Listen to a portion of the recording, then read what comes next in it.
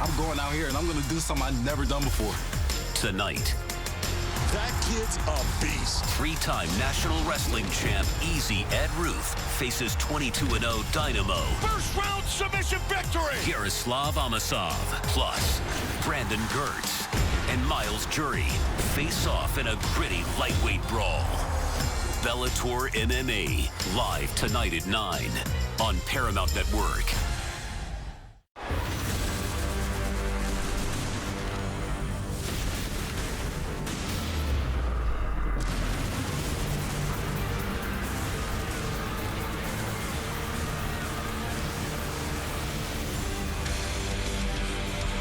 It's a regular stop on the Bellator MMA Tour, WinStar World Casino and Resort in Thackerville, Oklahoma, home of the largest gaming floor in the world, where the mixed martial arts games are about to begin. Coming up on the main card of Bellator 239, a pivotal matchup at welterweight. The once beaten Ed Ruth tangles with the undefeated Yaroslav Amosov.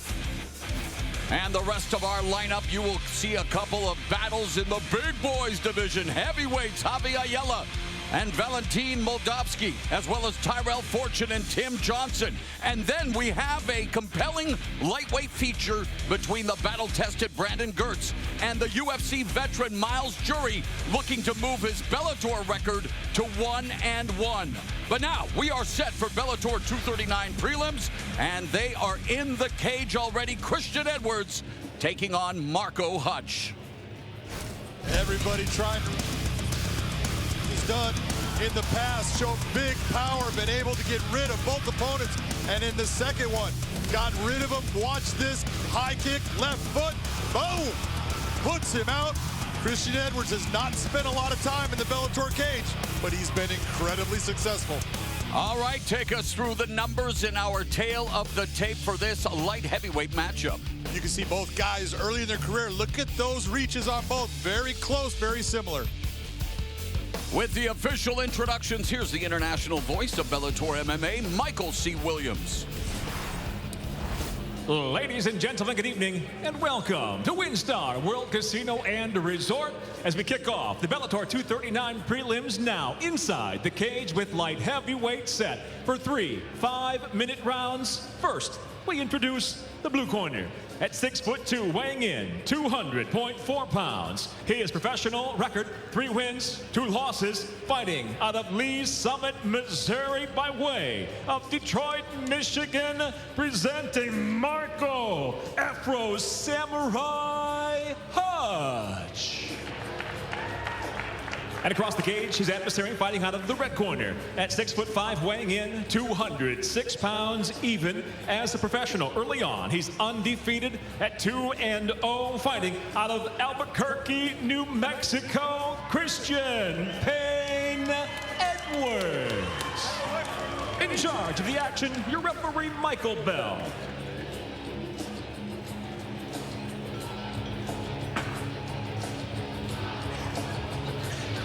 We begin the proceedings at 205 pounds.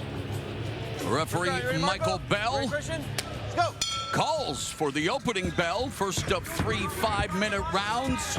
Christian Payne Edwards in the red gloves.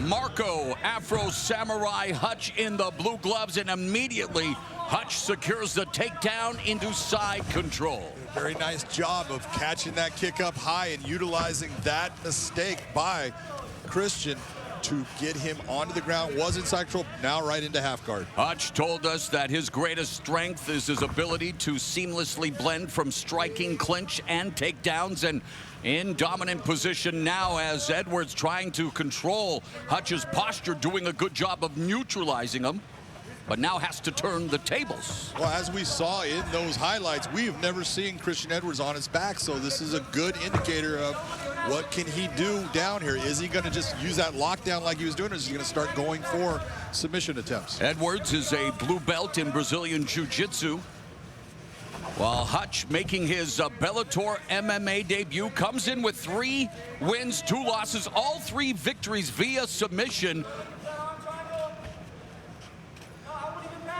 2 of them via guillotine choke and 1 rear naked choke, but here looking to improve his position, John, and trying to keep Edwards pinned to the mat. Well, very interesting. He was looking to pass, and you heard from his corner, James Krause, who's an outstanding fighter and coach, saying, don't even worry about passing, just stay where you're at and just start to work on him. So a little bit difference in what each guy is thinking is the best way to being successful against Christian Edwards. The General, James Krause, Glory MMA and Fitness. Meanwhile, for Christian Payne Edwards, he represents one of the most vaunted camps in MMA history, Jackson Wink MMA in Albuquerque, New Mexico. His head trainers, Mike Wicklejohn, Greg Jackson, Joey Villasenor, and Brandon Gibson. And oh yeah, he gets to train with the likes of John Jones. And we'll stop right there. He's got a nice triangle, just set that up well. Nice to armbar. You can see the hyperextension on the arm right now. Edwards looking for his first submission win. He's 2-0 with 2 knockouts, all in Bellator MMA, and looking to make Hutch capitulate here. Hutch trying to defend. It is a tight position right now, and with that angle that he's created, all he needs to do, if he can, he's got to decide, am I going to go for that arm? And yeah, he just decided, no, it's not going to work for me. Nice job by Christian Edwards going after the submission, and very nice in staying calm.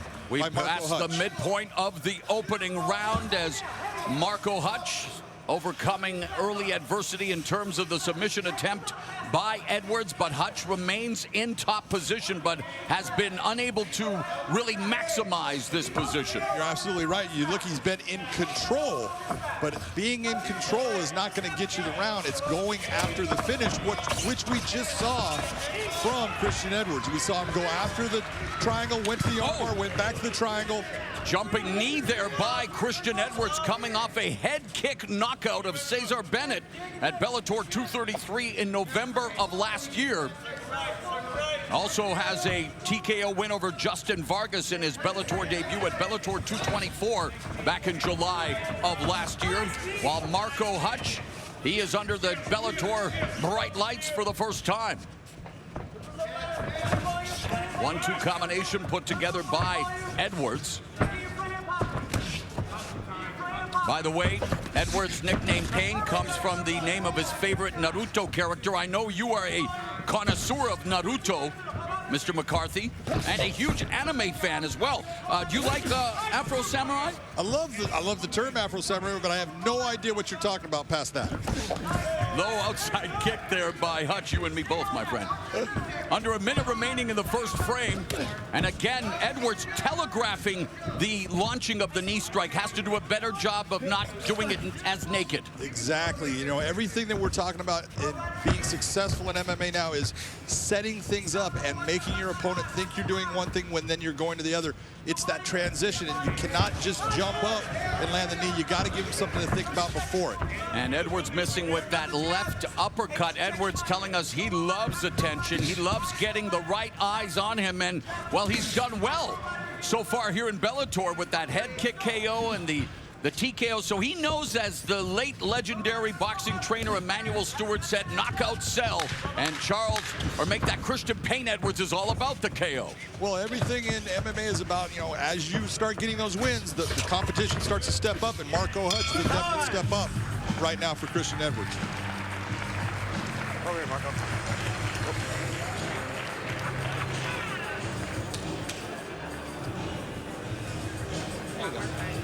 All right, let's get some big breaths, Christian. That was a good round. Big breaths. You're in shape. Good. Take this water. All right, so you're kind of jumping all over the place, getting crazy. Settle down a little bit, all right? Basic boxing, okay? Fakes and feints. Fakes and feints. Talk was working, get that body, okay? Like Greg said, basic. 10s, 9s, easy stuff. That'll set up opponents, all right? Stay with basic, don't jump in. Get people parlay along, and then you'll see the follow-up with matches and things, all right? Basic, all right? Listen, high, low, head kick. It's gonna be there for you all night. It's tantamount to receiving an Ivy League MMA education when you're at Jackson Wink MMA, and dare I say, they're echoing something we heard during that first round from one Big John McCarthy. It's amazing how when you look at something and, you know, Greg Jackson is so calm, and Mike Wilcox, they've been there so many times with so many top guys. They're just telling you need to calm down. Second round, you ready, Christian? Jumping all around. Just, let's slow this down. What's the exact terms that he needs to hear? Well, maybe it's because of the fact that during his embryonic MMA career, Christian Edwards has been in a hurry coming into tonight's fight. His combined fight time of both pro wins was just 1 minute 10 seconds. Exactly, and that's what I'm talking about. You get those fast wins, you'll come out in that next fight, and you want the same thing to happen. You want to impress, and it's not always going to be there for you. Don't press it. Let it flow. It'll come. Hutch, meanwhile, here in his Bellator MMA debut, trying to snap the 2-fight losing streak. He won the first 3 fights of his career, but has lost his last 2 bouts, including a armbar submission to Kyron Bowen in May of last year. So looking to get back on the winning track as he ate that elbow strike. I'm sure Edwards may have picked that up from training with the likes of the UFC light heavyweight champion Jon Jones. He's picked up a lot of things from him. You can see that he mimics many of the same attributes that makes Jon Jones successful. And that teep kick that landed, it landed to the midsection. It was heavy. You could tell that it caused Marco Hutch a problem. Those kicks start to empty that gas tank fast. And Hutch pinning Edwards to the fence, but Edwards doing a good job here, looking to pummel, has the over-under. Hutch lacing the left leg momentarily. Nice knee, beautiful knee to the body, Marco. Take down Ruth, take down Ruth. Christian Edwards doing a good job turning that around. Look at the head position, Morrow. That's what's going to keep him where he wants to be. Almost a misstep, almost went down.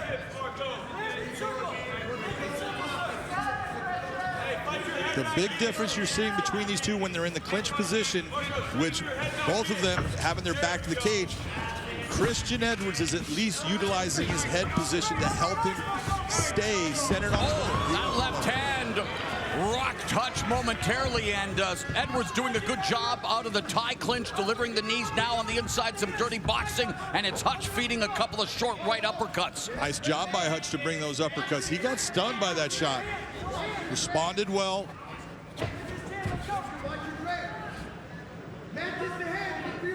Hutch, 26 years of age. Edwards, all of 21 years of age. So both of them really just getting things started, opening up the proceedings here at WinStar World Casino and Resort in Thackerville, Oklahoma. It's light heavyweight action, and well, Bellator MMA champ Ryan Bader will be defending the 205-pound strap Friday, March 13th, Mohegan Sun against Vadim Nemkov. Oh, Bader's going to be in San Jose. San Jose, there you go, buddy. What day is it? Where am I? You're right, May 9th, San Jose. And Edwards, tattoos. Edwards Hutch. opening up. This is exactly the type of fight that Edwards needs, though. He needs a guy that is going to he's going to take shots, but he's going to come back. It's not going to be this easy win. You've got to just start doing what you do. Don't worry about what your opponent's doing. Worry about just being who you are. That's the second time Christian Edwards has ended up on his butt off of that high kick. And now 1.5 minutes remaining here in the second round, and both of them have had their moments offensively. I would say that Edwards has had the more eye-catching shots in this middle stanza. Would you concur, John? Yeah, he's the big thing we're looking at. He's had the heavier shots. He's had the more damaging shots. You've seen when Hutch has been hurt by him. That's the difference.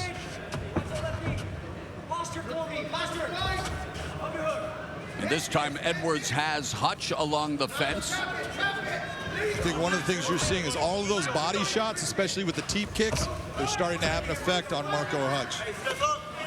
Fight back on the canvas.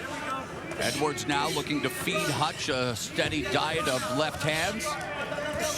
Work of the head. No, he's legal. Right. Watch the back of the head there.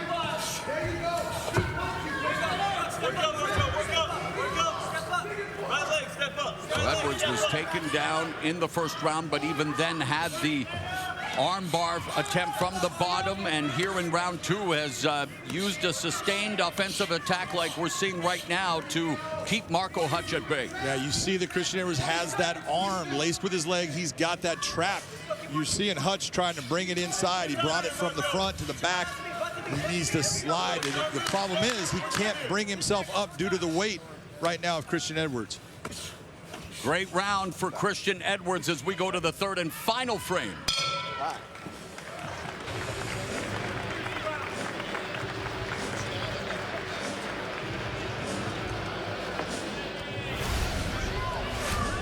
Look at some of these shots. Nice elbow. It's when you see a guy landing a shot like that, that's just showing that his training is kicking in, because he's going to go for the punch and he sees that elbow and just brings it. Beautiful kick up high. Nice He's just out of gas. Transition to the knee. Gas. Elbow again. Christian Edwards is starting to open up. These shots are landing and they're starting to break down Marco Hutch. We talked about Jackson Wink MMA. 1, 2, and then put things together. Spiders 10-9. Spiders 10-9. Stay off the high. No kicks. No kicks. He gets underneath your opponent, you lay him up there for some reason, all right? 5 minutes? Hey, can you give me 5 minutes? I need 5 minutes of your best effort. Let's go. Hey, don't you quit. Look at me. Don't you quit on me. James Krause imploring Marco Hutch not to quit, asking for 5 solid minutes. And when we talked about Jackson Wink MMA being an Ivy League MMA school, hey, Christian Edwards, the recipient of the first scholarship provided by the gym. Yes, he was. And, you know, you look at that, that's saying that the belief that they had in him before they actually were even able to work with him. Marco Hutch, head down, sweeping left hook that misses. Oblique kick by Edwards. And again, it may become a drinking game, but another John Jones reference. And there's Edwards putting together the combinations, mixing up his attack with his hands, his feet, and his knees, keeping Hutch against the fence. And Hutch gets his head popped back with that stiff jab. Hutch is in real trouble here. He's tired, and you can hear it from his corner, James Krause, before he lets his "don't you quit on me," because he knows his fighter and he sees his fighter is being broken down. Edwards may force him to quit. Oh, there's no doubt.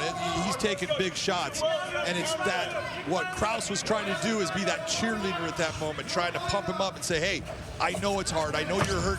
Give me what you've got. And Edwards securing the takedown, which allows him to control from top position. And Marco Hutch fading here in round 3. Still a lot of time. And Marco Hutch entering the fight with a heavy heart, wanting to dedicate this fight to his 2 previous teammates that have passed away, William Joplin and Katie Collins, who both have competed inside the Bellator MMA cage. And may both rest in power.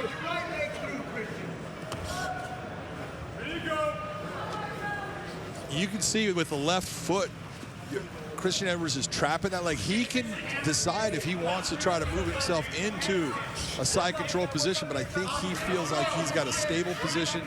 He's got the fence keeping Marco Hutch from being able to go up to that side. He's just going to try to work. There he goes into the side control and just try to work and break him down even more. And it's evident Edwards listening to his corner, as he's definitely settled down, John, after the first round, and very methodical with his attack here now, taking his time, knee on belly momentarily, neutralizing the right arm and dropping the ground and pound on a helpless Marco Hutch. He's in full control right now of this position. He's looking towards, can go for a Darce if he wants. See him shoving the head down, bringing himself into a hip ride. Hutch is wondering where Starsky is right now. Just past the midpoint of the 3rd and final round. You can find that Gran Torino, man. Get himself out. See that? People think, oh, that's not a big deal. That knee to the rib cage, that hurts. And a steady diet of strikes from Christian Edwards. Come on, Marco, I need you to move. Bringing the pain to Marco Hutch. Referee Bell imploring Hutch to show something, to defend himself intelligently, and he is trying to defend himself. Fight the hands. You got another hand. Fight his hands. He's definitely trying to defend himself, but he's got 0 offense coming towards Christian Edwards at this point. Cool is it to see Edwards really diversify his attack, John. We've seen now taking advantage of the fact he can use that left knee. We've seen the punches. We've seen the kicks. I mean, at 21 years of age, and again, sitting under the Jackson Wink MMA learning tree, the future's so bright, he might have to wear shades.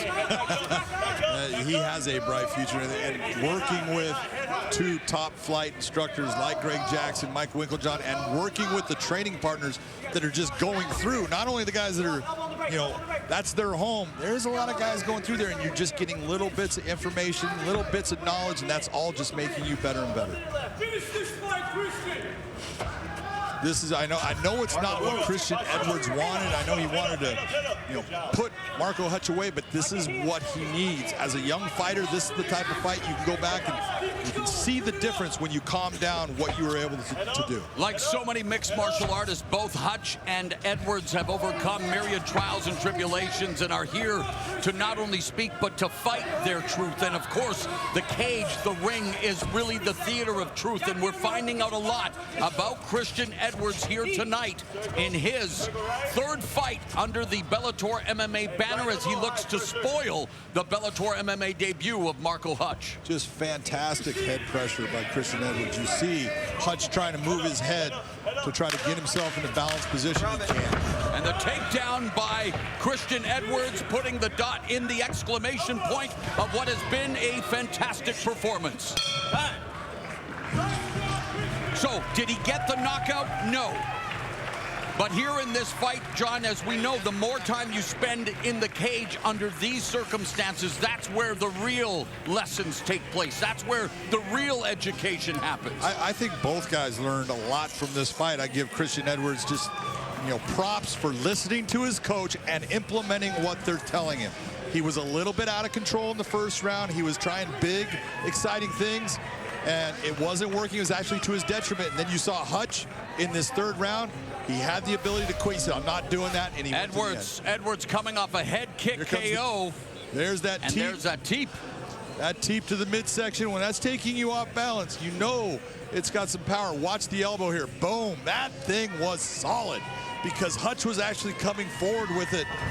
Beautiful elbow. Nice left and right hand. Marco. And while we're taking a look at Edwards' handiwork, John, I want to give Marco Hutch an opportunity, or give you an opportunity. Yes, it seems like he has lost this fight. What would you say to a kid like Marco Hutch in his Bellator MMA debut? How does he move forward? You know, I think what you get out of this is in the first round, he was taking advantage of the mistakes by Christian Edwards. That's what we needed to see. Eventually, he just started getting hit with shots, but it was between that second, third round when you could see he was a fighter that was starting to lose faith. And even his coach said something, and he did not give up. He hung in there. He tried. That says everything about who he is as a fighter. Now, I have said that it appears that Christian Edwards has done enough to win, but we know what happens in combat sports sometimes. Not here. Not with these judges. We've got good ones. Let's make it official. Here is Michael C. Williams. Ladies and gentlemen, for the decision, we're going to hear three judges at cage side. Judges Chris Lee and Derek Cleary both see it the same, 30-26, while Judge Don Turnett sees it 30-25. I'll have it for the winner by unanimous decision, still undefeated, Christian Payne Edwards. Christian Payne Edwards forced to go the distance in his embryonic MMA career, but he remains unbeaten, 3-0, all inside the Bellator MMA cage as he dominates a Marco Hutch, winning via unanimous decision. Coming up, the main card of Bellator 239, surging welterweights. Ed Ruth, 8-1, taking on the 22-0 Yaroslav Amosov, the main event. How about Brandon Gertz back to where he has shed a lot of blood here at WinStar? He hopes the blood will be shed by Miles Jury tonight. Jury looking for his first Bellator MMA victory, and then what promises to be a couple of slobber knockers, as my friend from Oklahoma would say. Tyrell Fortune tangles with Tim Johnson. Javi Ayala takes on Valentin Moldavsky. It is a compelling quartet of Bellator MMA action coming your way in the main card of Bellator 239.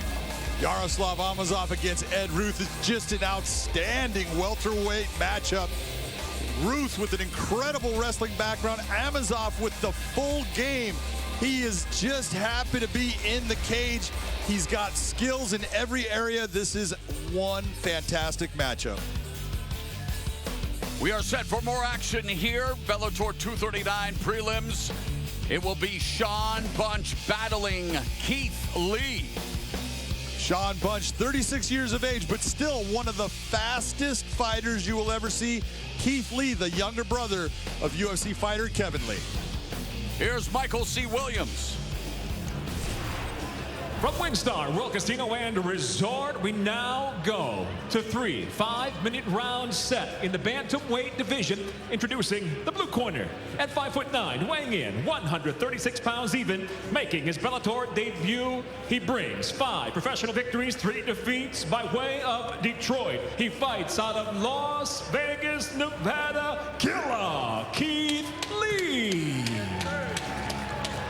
And across the cage, his adversary out of the red corner at 5'5", weighing in 135.4 pounds as a professional. 9 victories, 4 losses, fighting out of San Jose, California, Sean Bunch the Great.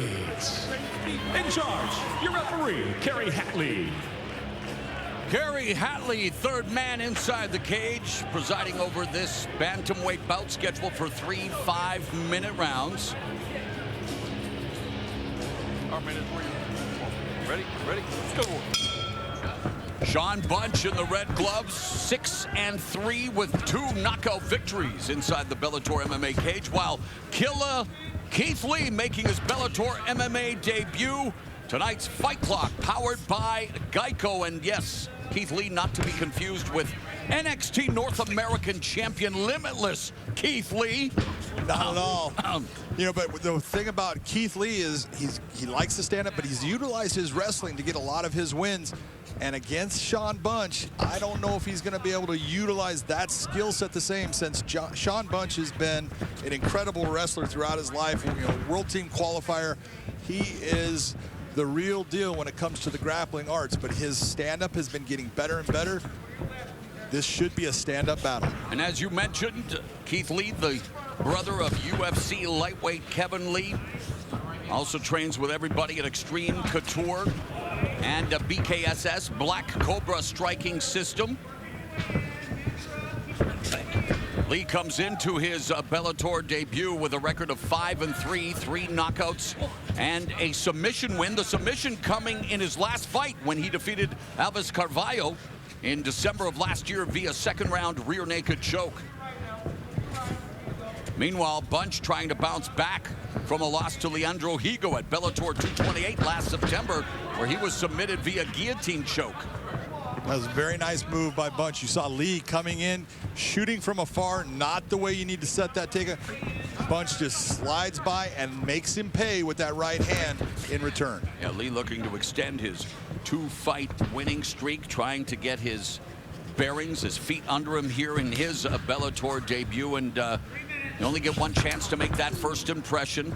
Lee facing the veteran in the 36-year-old Sean Bunch, and you mentioned it already, John, but you talked to Bunch about his strengths, and of course it's world-class wrestling, but he says it's also his speed. He says he's faster than Sonic the Hedgehog. He says he's the fastest man on the planet. I don't know if he's the fastest man on the planet, but I will tell you, hey, it's his words, not mine. That's it, you know. Both these guys. Usain Bolt might have something to say about that. That's, you know, you watch him. When Sean Bunch decides to go, he is fast. And you know, speed's one of the first things that starts to leave someone. And Sean Bunch being 36 years of age, he has not lost any of that speed.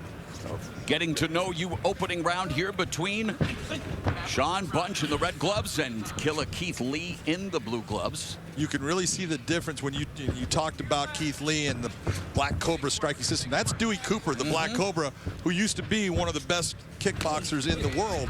And he has made a big difference in working with Keith Lee on the stand-up as far as the technical aspect of what he's bringing to the cage now. And at 36, should Sean Bunch have designs on making a run for the Bantamweight Championship? Well, here is the time now to start to get it done. His 10th fight under the Bellator banner.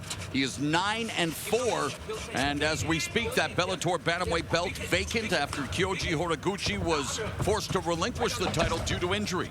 Yeah, you know, and I give Horiguchi so much credit for the fact that he said, you know what, I'm not going to hold on to something when I can't fight because I'm injured. I want those guys to be able to fight for it. I'll come back when I'm healthy, and I'll take it back. And Bunch looking to take Lee down, but Lee doing a good job. He's got the double unders, but, you know, he has not been able. He had his back for a little bit. Keith Lee's done a very nice job. And on the quick exit there, right hand over the top lands for Bunch, showcasing some of that speed. Some of that speed, there you go.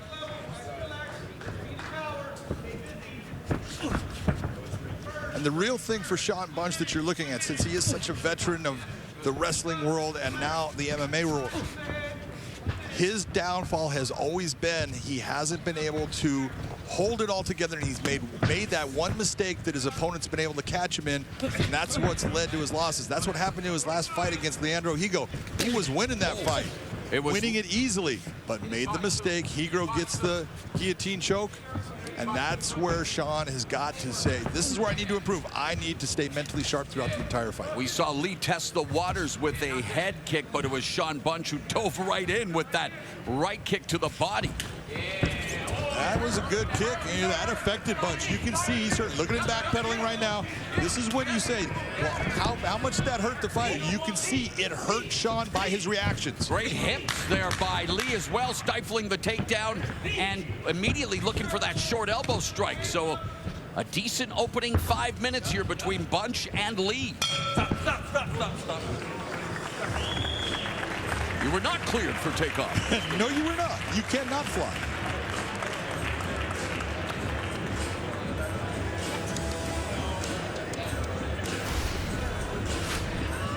Let's watch the knee come up here. You see, bip right on the side of the head, jawline of Sean Bunch. You can see it give that nice little shake and that hydrostatic shock going through Sean Bunch, and he starts leaning forward. He was hurt by that knee.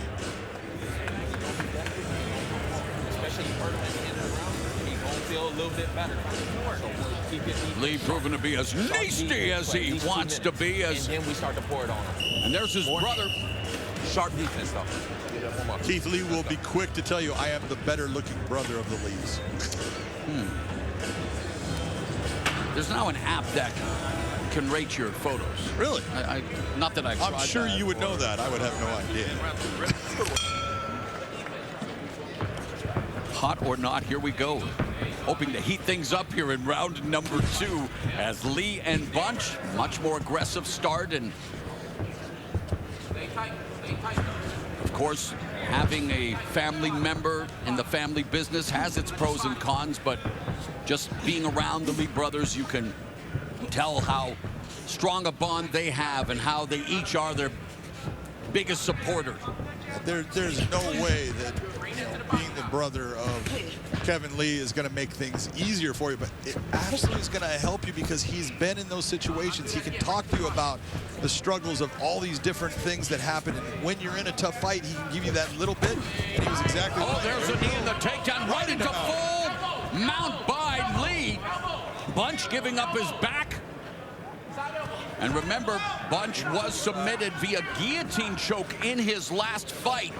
He has been submitted via rear naked choke as well against Darian Caldwell back in September 2015, and he is leaking like a political document, John.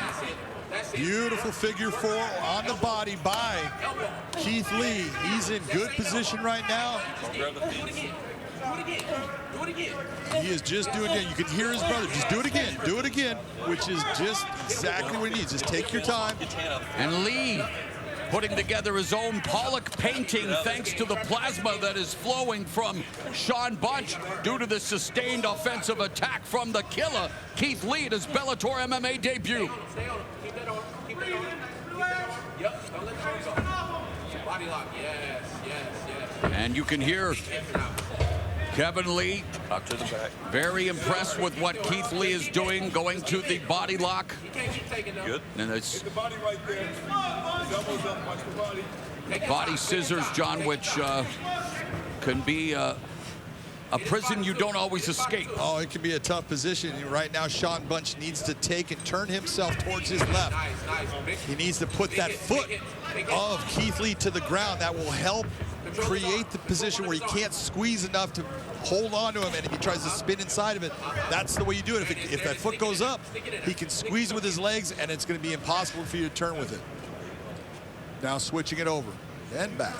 Again, Lee coming off his first submission win ever. That came via rear naked choke, and fishing for an RNC or a Mata Leon, as it were, here against Sean Bunch. And Keith Lee saying he's going to give it to you. Right now, he's going palm to palm, trying to work that choke.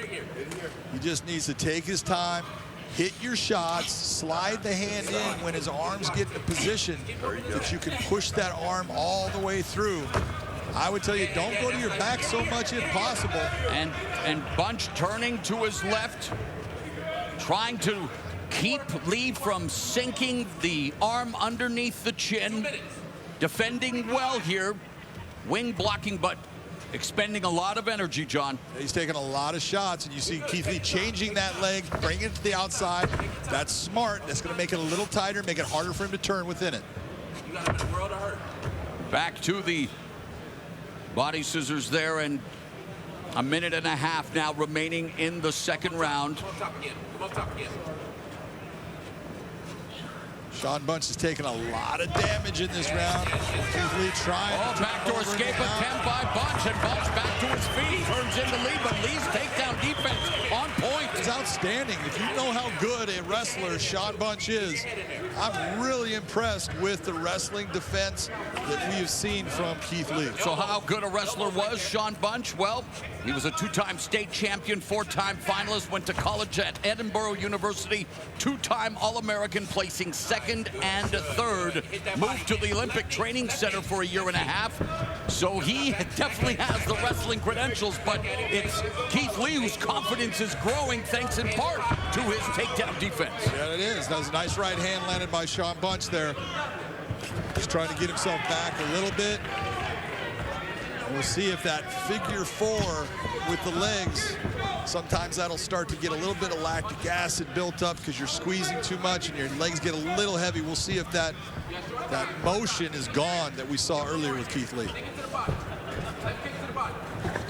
There's that head kick that was partially parried by Bunch, and Lee looking for the knee. Counter right hand by Bunch and misses with the right cross as we head to the third and final round. Stop.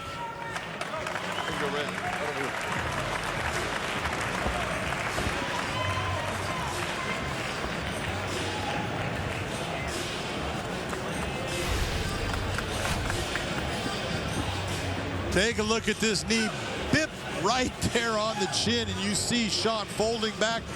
Keith Lee going right to a mount. This is a beautiful switch knee. That hits solid.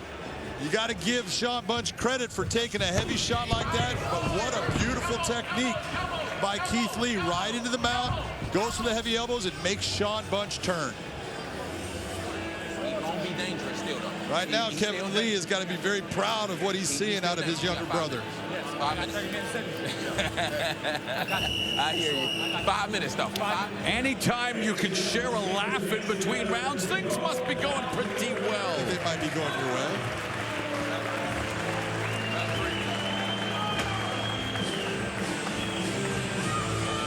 No laughing matter for Sean Bunch.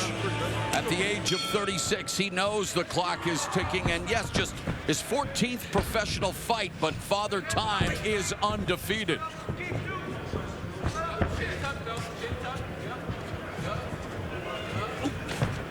Jab lands for Lee, switching stances. Again, really wants to find a home for that left head kick, John. He's looking for it. You could hear his brother talking about it, when to launch it, but he's just been very good. You know, I talked about his legs. You know, were they going to be heavy? He's still moving himself well. He's not leaning. He's moving his feet when he wants to come forward. There you go, that nice little slide step. Everything that he's doing is right. Every fight is different. What haven't you seen from Sean Bunch tonight that you need to see in order for him to be successful? Well, in my opinion for Sean, since he is of smaller stature as far as height and reach, he needs to get himself inside and utilize that threat of the takedown. But you got to be honest, he's tried, and Keith Lee has been able to stifle all of that. Takedown defense has been sublime. Yep. There's a feint by Lee, and there throws a kick, and Bunch doing what you said, stepping in, timing the attack, and has secured Keith Lee, but unable to take him down to the mat. And this is going to say a lot. If he doesn't get him down off of that, because he got into his body, he's got the double under still, and he just lost the grip, and Keith Lee just brought his arms down, and that's just the leverage of the taller fighter on him. Sometimes being short is going to help you in certain situations, and sometimes it works against you when you're fighting a taller fighter. Lee is just 23, and I admire the maturity and, again, the connection he has with his brother and the time that he is taking in terms of surveying the landscape and trying to dictate the tempo, the pace, and try to find those long-range missiles a home for them. Yeah, mentally, when you're Sean Bunch and you get deep on a guy for that takedown and you go for it, and you're used to being successful and it doesn't work for you, man, it's a hard drain on you. We saw Bunch there almost attempt what Kevin Randleman was very successful at doing, of course, the decorated wrestler against Mirko Cro Cop, where he faked the shot, went over top with the left hook. Bunch unsuccessful, but it might be something he might want to attempt again. Always. He's landed that stiff jab.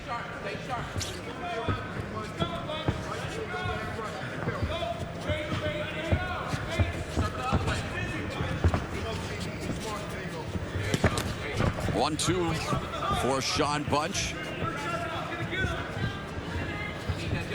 Switching stances is killer Keith Lee. 2 minutes left here in the fight. You're watching bantamweights go at it. Bellator 239 prelims, and again, let's try it again. Sean Bunch, and he was successful in landing, but now Lee unloads with the right hand. So Bunch may be onto something, but there's minute 45 left in the bout.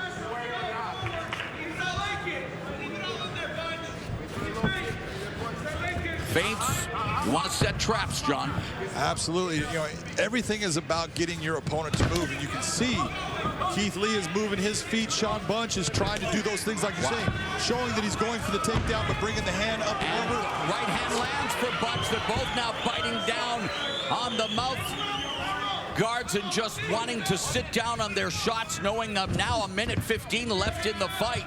One of the things you can see out of Sean Bunch in this round, he's been winning that position of the outside foot every time that Lee goes to southpaw. I haven't been asking you yet, John, but with a minute left, how did you have it coming into the third round? And how do you see this fight unfolding here in the final minute? What were your scores after two? Well, that's a good question. In the first round, I believe that Keith Lee, because he hurt Sean Bunch, that was the difference in that round. But the second round is a 10-8 round for Keith Lee, no doubt about it. So Sean Bunch, in my opinion, has really got to do something. He may have gotten a score from a judge in the first round, so he could possibly walk away with a draw. I don't see him winning unless he finishes, though. Yeah, spinning back kick landed for Keith Lee. 30 seconds left in this bantamweight bout. Both of them trying to utilize feints before launching the attack. And there, Keith Lee with the shot. He's got his drives hands locked. Bunch to the fence. And Lee secures the takedown on Bunch and gets his back immediately, looking for that rear naked choke. And Bunch scrambling. Bunch now. Wow, great scramble here in the final seconds of the fight. Knee lands for Lee.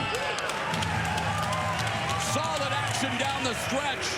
Good stuff from killer Keith Lee in his Bellator MMA debut. Was it enough to defeat Sean Bunch?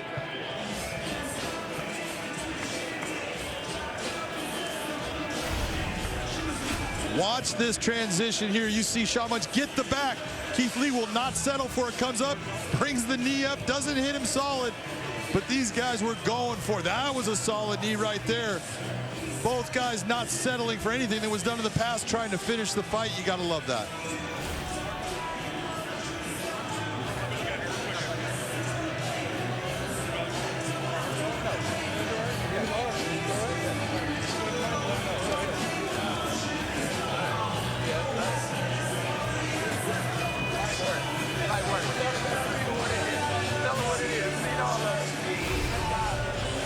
In the first round, I talked about what was the difference. Watch this knee. Bip! That thing hit Sean Bunch, and it hurt him. You can see he's off balance. See his foot stumbling. He's a hurt fighter. In second round, he gets folded back by that same knee, and here comes the knee in the third round. There was knees in each round that hurt Sean Bunch and made a big difference in this fight. Sean Bunch forced to eat more than a Sunday brunch here against Killer Keith Lee. Will it be enough for Lee to win his Bellator MMA debut? Here we go, guys. Here we go. With the official decision, here's Michael C. Williams. Ladies and gentlemen, we're going to your three judges now at cage side. Your first, Derek Cleary, sees it 30-26. Don Turnage, 29-28. Jaron Vallel, 29-27. All three have it for the winner by unanimous decision, Killer Keith Lee. Welcome to Bellator MMA. Keith Lee improves to 6-3, extends his win streak to 3. Okay, home. Baby on the way. Yes, sir. Baby on the way. My baby gonna be good. Yes, sir. Yes. Still to come tonight, Bellator 223. The main card culminates with a welterweight showdown between Easy Ed Ruth and Yaroslav Amosov. You'll see lightweights go at it as Brandon Gertz meets Miles Jury, and a couple of heavyweight tilts pits Terrell Fortune against Tim Johnson, Javi Ayala against Valentin Moldavsky.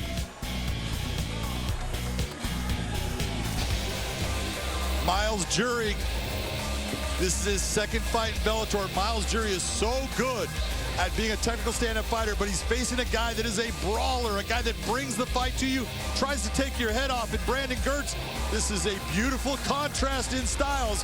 We'll see who can implement their game.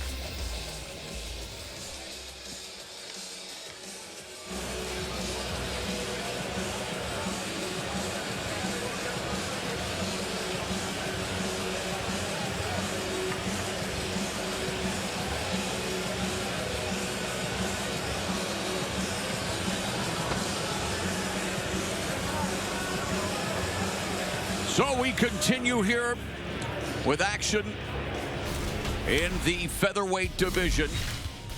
Gabriel Varga, the Bellator world champion in kickboxing, just taking apart Kevin Ross, who's a fantastic fighter. Gabriel Varga has won world titles 6 times. This guy is phenomenal on his feet. Look at him go to the body, and that's what he specializes in. And his MMA debut. This is his MMA debut here in Thackerville, and he just starts wearing his opponent down with the body shots, finishes him off. He wants to do it for a second time. Yeah, Varga looking to make it 2 for 2 in Thackerville. TJ Britton will try to keep that from happening as we look at the tail of the tape. You can see Varga is a tall 5'10" for a featherweight, but look at the 6'4" with TJ Britton. He has definitely got a height and reach advantage. Here's Michael C. Williams. For those joining us worldwide on the Bellator MMA Global app, we welcome you to the Bellator 239 prelims, where we go now to the featherweight division set. For 3 5-minute rounds, introducing the blue corner at 6'4", weighing in 145.4 pounds. His professional record, 5 wins, 2 losses. From Joplin, Missouri, TJ Bad News Britton. And across the cage is adversary, fighting out of the red corner at 5'10", weighing in 145.7 pounds. The reigning Bellator kickboxing featherweight world champion returns to the cage, where, as a mixed martial artist, he stands at 1-0, fighting out of Victoria, British Columbia, Canada. Introducing Gabriel Varga. In charge, your referee, Jason Herzog. Jason Herzog is the man assigned to this featherweight fight. TJ Britton making his Bellator MMA debut at the age of 37. That's 34-year-old Gabriel Varga, my fellow Canadian. Had the honor of calling many of his kickboxing matches. Looking forward to calling an MMA fight involving one of the best kickboxers on the planet. and looking to run his Bellator MMA record to 2-0. The fight clock tonight brought to you by Geico. And it is Varga in the red gloves, Britton in the blue. Gabriel Varga is so technically good and proficient in the stand-up. He is brutal going to the body. He is tight with everything. Two-time Glory world champion. Now the Bellator kickboxing world champion, but wants to fight all the time. And so he likes taking these MMA fights. Britton changing levels, looking for the takedown, pinning Varga along the fence. Varga talking about his opponent, stating the obvious. He's very tall, probably one of the tallest at 145. And he told us that if it was a kickboxing fight, he would punish him on the inside. But under MMA rules, he wants to make it different because you have to respect the takedown. You do have to respect that because you end up on your back. All that kickboxing skill kind of is for naught. Britton played professional basketball overseas. He actually ran pro circuit track and field. Is 1-0 as a boxer, 1-0 as a pro kickboxer. Says his greatest strength is his heart, pushing the pace, and he wants to take advantage of the reach advantage that he has on Varga. I think he's got a reach advantage against everyone. It's amazing. He has actually fought at bantamweight also. Wow. To think of a guy 6'4" at 135 pounds, that's almost crazy. But that's what you need to see out of Gabriel Varga. You see him reach in and pummel for that underhook. That's what's going to start to get him out. He's got to get that underhook deep and get those hands separated so he gets into that nice 50-50 position.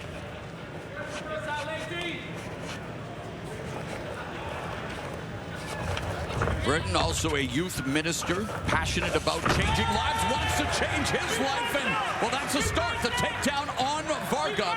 Britton looking to make his Bellator MMA debut a successful one, comes in at 5-2. All 5 of his victories inside the distance with 4 knockouts and a rear naked choke submission. Well, in the first fight with Gabriel Varga had here with Bellator MMA, we saw that he was taken down in that fight too, but he was very relaxed on his back, took his time, did the right things. You see him right now looking for a butterfly hook with that left leg. Everything is about remaining calm. Your brain is the most important element you have in a fight. If you are thinking, you're going to be able to do well.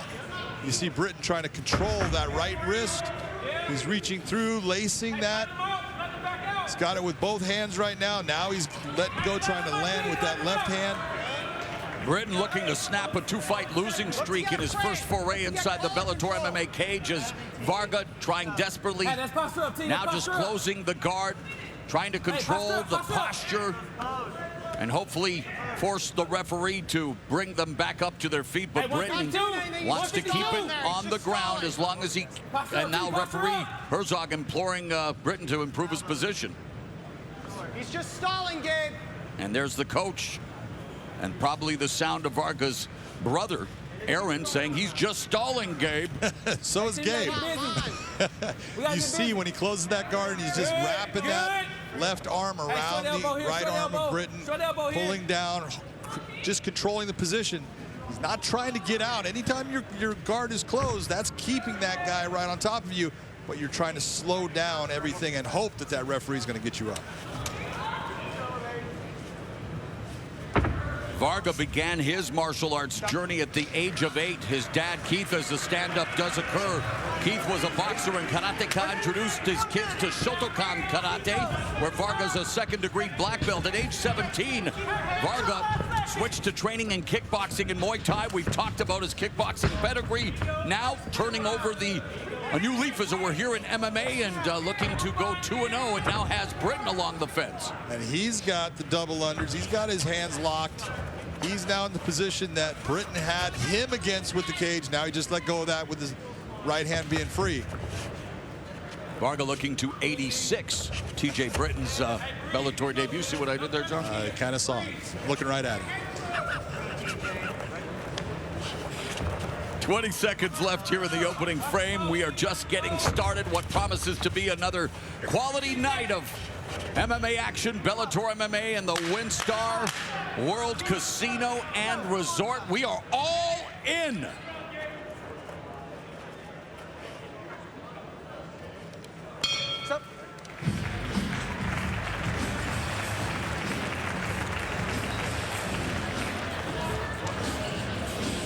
All right, John, how do you have it after the round, and what do you see happening coming up here?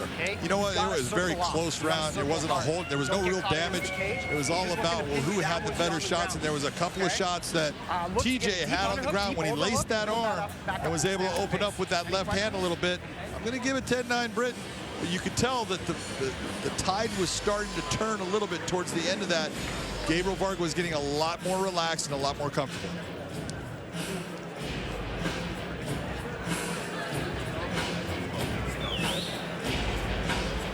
Good. He's not used to going this far. Okay, let's push him now. Let's push him.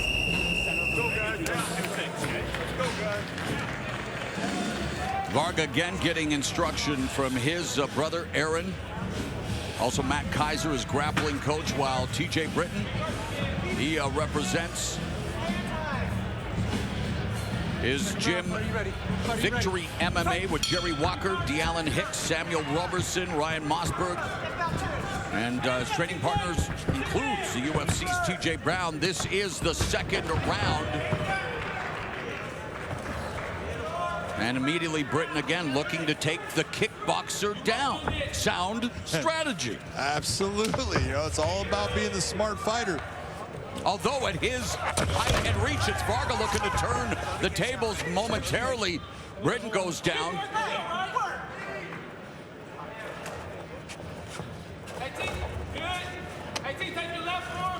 You thought he was doing those shoulder checks that Conor McGregor invented. Invented? Oh, I like that. Okay. Let's tell some more fairy tales. He was good with them, though. He was very dominant, devastating against Donald Cerrone. Always going to kick, though, where strikes and that have been around for millennia. But and in boxing, where it's illegal, you see it all the time. Yes, you do. Oh, a friend of mine, Evander Holyfield, he says, I never committed a foul. He used to do that all the time. 1 minute gone here in the second stanza, and Varga and Britton tied up. Referee. See Varga trying to utilize his leg to release his right arm. Britton's got big hands. He's able to hold on to that wrist. And Varga telling us that with MMA, he not only wants to showcase his striking, but he wants to show that he is willing to challenge himself in other disciplines. He was definitely nervous when he made his MMA debut, mostly because he took about 3 months to prepare for it. And the real thing that you look at, we sit there and we give props to Gabriel Varga as far as being the Bellator kickboxing featherweight world champion. But kickboxing and stand-up MMA are completely different. You've got to work at them in a different fashion. So yes, he's fantastic in the kickboxing range, which is going to translate over to MMA, but he cannot do the same thing. So he's got to change his training. Say it back. Say it again for those in the back, John. Because the boxing MMA thing too always just gets under my skin. 2 minutes and 45 seconds left here in the second stanza. They've created separation. Varga attacking with the outside low kick, then going upstairs and countered there by Britton with a short right hand. But Varga now with the body lock looking to take Britton down. I like what Varga did with that outside low kick you're talking about. That's a good attack. That's his lead leg. He needs to just keep on touching that leg of Britton. You can see that, Britton's got very thin legs. Varga's got the heavier legs. It's not going to take many shots before that leg starts to get heavy and he just can't move as much. That's going to change the flow of the fight. And Varga always known for his conditioning, the movement, very clever in misdirecting opponents. But this right here, when you're talking about, you're so right. He's always been in incredible shape, and he is. But this clinch work, all this stand-up grappling, man, it is exhausting, and your arms get heavy. Your legs get tired. It is brutal. It's so different than what he is normally used to in the kickboxing world. And for TJ Britton, in his 8th professional fight, first here in Bellator. And the referee saying, guys, you got to keep working here. You got to earn that pay. Well, you've got to try to advance, and you got to try. But they're earning it right now. Yeah, there you go. That was a beautiful left hand by Varga. And the takedown by Britton. We'll see what Britton can do. He's in half guard. Let's see if he can hold on to that, not allow Varga to get himself back to a full guard. And you wonder, when you are accepting an opportunity like this in Britton's Bellator debut, having lost his last 2 fights, wanting to, you know, do enough to win, but also wanting to show that you can be a Bellator MMA primetime player. And what's happening there around the right eye of Gabriel Varga? He's got a cut from that little shot. That's not, that looks pretty nasty. There's a mouse underneath the right eye that's quickly morphing into a rat, if you ask me. Was it from an elbow or? Just a little bit of makeup, it's no problem. Big thing you want to see, you see that Gabriel was able to get himself back to the full guard, now just close the guard. He needs to think about changing the angle right now and get his feet inside, feet on the hips. All joking aside, you think, though, seriously, that could become an issue, though, John, if that eye and referee's looking at it, if it swells up and... Yeah. I mean, not to say that they're going to stop the fight, but I'm just saying for Varga in his second MMA fight, not something, and he just got popped again in that eye with the left hand. Look at that lace with that right arm by TJ. TJ has been very successful in reaching around the body and lacing and holding that arm and opening up with his left hand. Well, Britton did damage in that second round. Referee looking at the eye. This right here, that's Dean right there, cut man for Bellator for a long time. Okay, so Dean Lessler is just outstanding, and this is what a cut man will do. Right? He will give the fighter what we call an extra round. He'll be able to take that cut. He's putting right now adrenaline 1,000 on there, 1,001, excuse me, and putting pressure with that nice end swell piece. By the time he gets done, there's going to be very little swelling. The blood will have stopped. It doesn't mean it can't be opened up again. But a cut man of the skill level of the guys that are here in Bellator, they are priceless. And unlike Mike Tyson's corner that fateful night of the Tokyo Dome when he lost to Buster Douglas, he has an end swell. It's amazing, isn't it?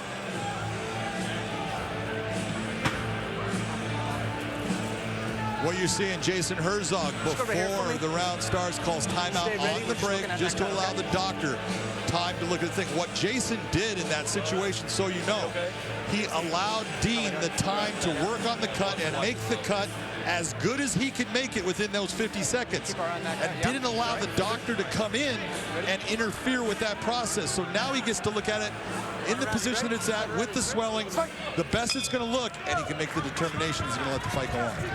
Third and final round, TJ Britton, Bellator MMA debut in the blue gloves, will be targeting that right eye of Gabriel Varga in his second Bellator MMA fight.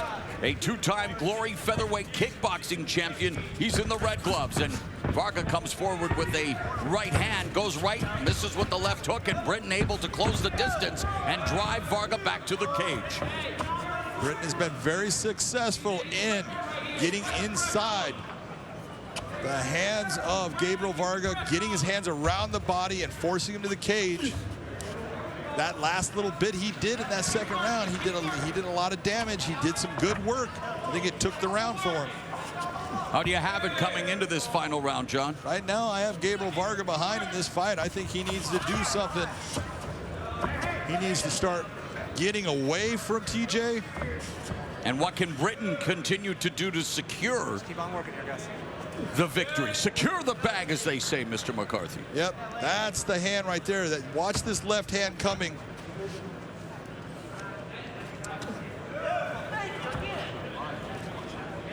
Yeah, I'm looking at my ISO. There was a left hand went off of the kick that Gabriel Varga threw. The left hand just slid past Gabriel Varga's eye. It didn't hit him flush, but it was that slice, and that's what caused that cut and that swelling.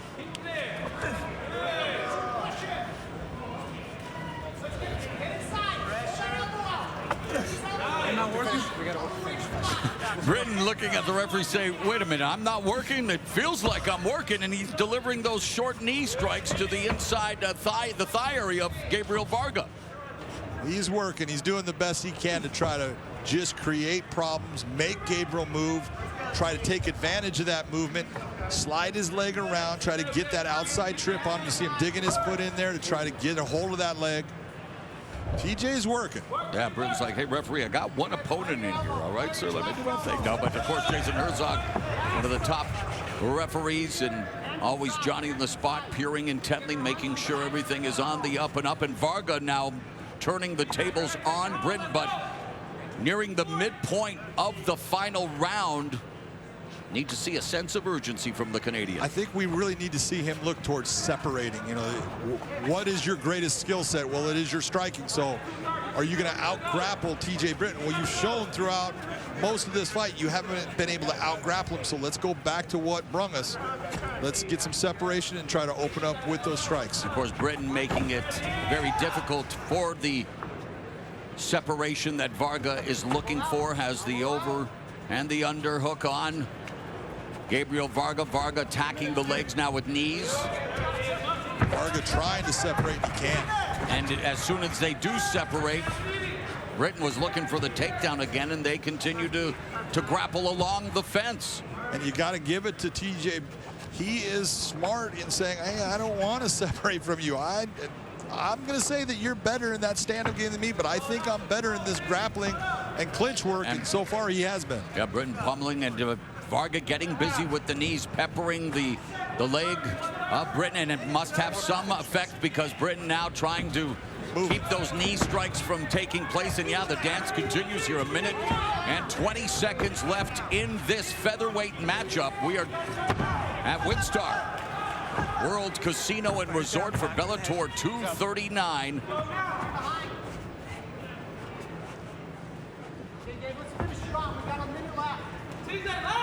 Varga's corner wanting him to finish strong with 1 minute remaining. But it's the strength of Britton that is keeping Varga from creating the separation. Absolutely. He has been able to hold on to that overhook that he has on Varga's left arm. Varga has tried to frame out. He's tried to break free of him. It has not worked for him.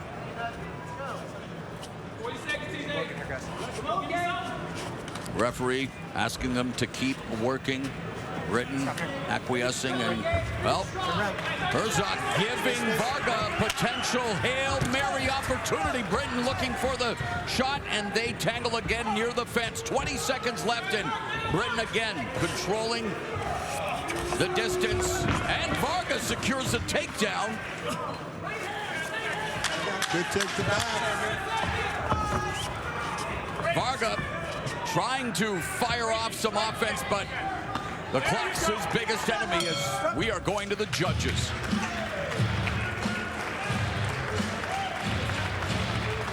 "37-year-old TJ Britton, first fight here in Bellator MMA, showcasing some sportsmanship with Gabriel Varga, the 34-year-old, in his second fight inside the Bellator MMA cage. How do you have it, John, on your unofficial scorecard? Well, unofficially, I have it. It's a close one in the first round. I still gave it to TJ Britton. Second round definitely goes to TJ. He took it over in those last probably 35, 40 seconds. I give the last round to Gabriel Varga, so I right now have TJ Britton 29-28.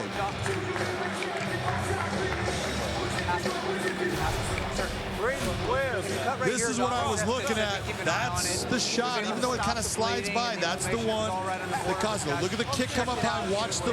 That could have been much worse. I'm immediately reminded of Vitor Belfort and Randy Couture and the eyelid. Exactly. You know, sometimes it's not the shot that lands solid. It's the one that slices by, and it just cuts like a razor.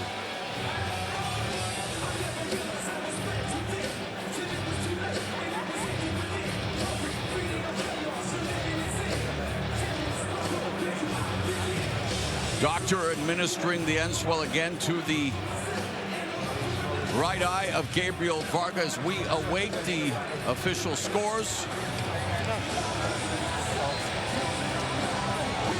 Bad news, TJ Britton fighting out of Joplin, Missouri.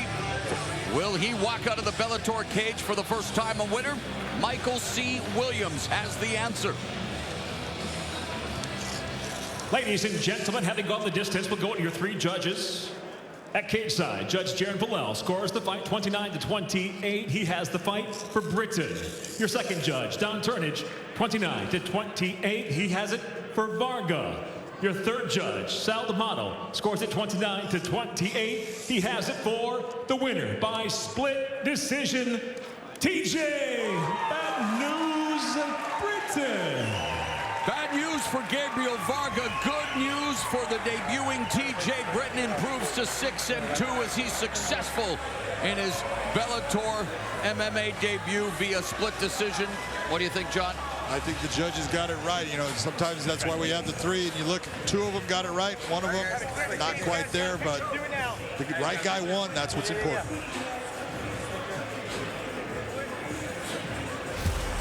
Bellator MMA goes back-to-back once again. It all starts tonight with a can't-miss welterweight battle between Easy Ed Ruth and 22-0 Yaroslav Amosov at the WinStar World Casino and Resort, live on Paramount Network. And tomorrow night, the Joker invades Ireland. English bad boy Aaron Chalmers looks for another exciting finish. Plus Irish female phenom Leah McCourt in the main event. It's all live from the 3 Arena in Dublin on the Bellator app at 5 p.m. Then at 10/9 Central on Paramount Network, former lightweight world champion Brent Primus collides with Scotland's Chris Bungard. It's another action-packed Bellator MMA weekend.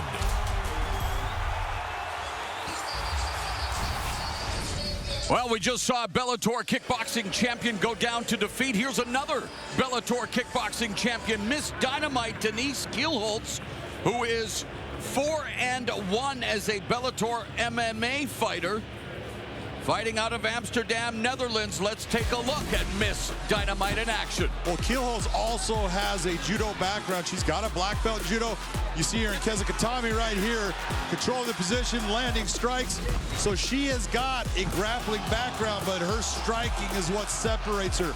She is fast. She's got good power for a small package as far as she's not a big woman. But, man, she can definitely lay down the swats. So we are set for our first fight of the night featuring the females. It is flyweight action as Denise Giel-Holtz collides with the talented Christina Williams. Here's MCW.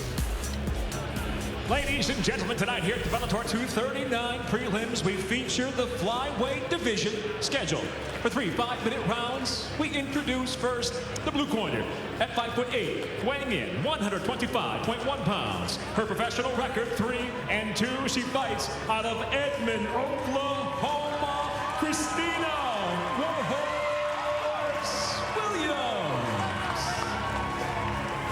And across the cage, her adversary fighting out of the red corner at 5'3", weighing in 122 pounds even. The reigning Bellator kickboxing flyweight world champion enters the cage tonight with 4 professional MMA wins, 2 losses from Amsterdam, Netherlands. Introducing Denise, Miss Dynamite Giel-Holtz.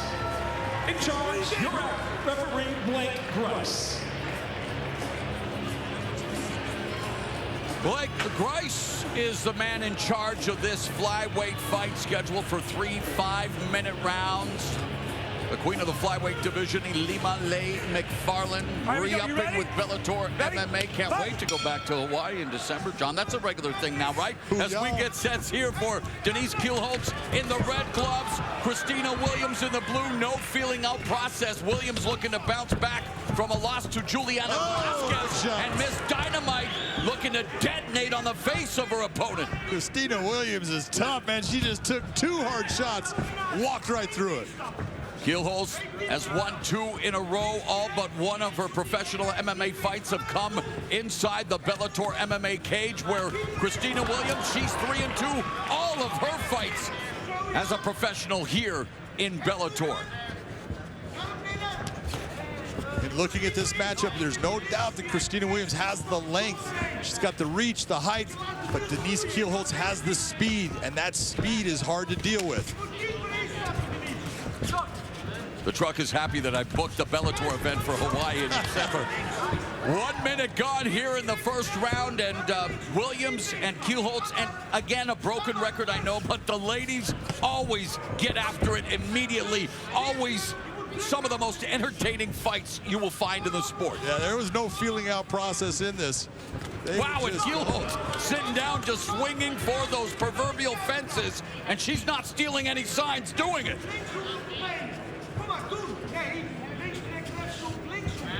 Williams disappointed with her performance against Velasquez. She said that she needs to stay true to her aggressive style, and she's trying to do that here. But she's up against someone who might even be more aggressive in Giel-Holtz, who secures the takedown immediately into back mount. Very nice, beautiful job by Denise Giel-Holtz to take that over-aggression on that kick. Step inside, gets a hold of Christina, brings her to the ground, and now has her back. And yes, Giel-Holtz is a defending Glory kickboxing champion, but do not discount her grappling game. Half of her pro MMA victories have come via submission. No, she has got a very good grappling game. And she's looking for the rear naked choke. She was actually working with Royce Gracie, and Royce was very impressed. He goes, man, she's got good chokes. She's coming off a kick-out submission, making 2 straight submission victories for the kickboxing champion, Denise Giel-Holtz, Miss Dynamite.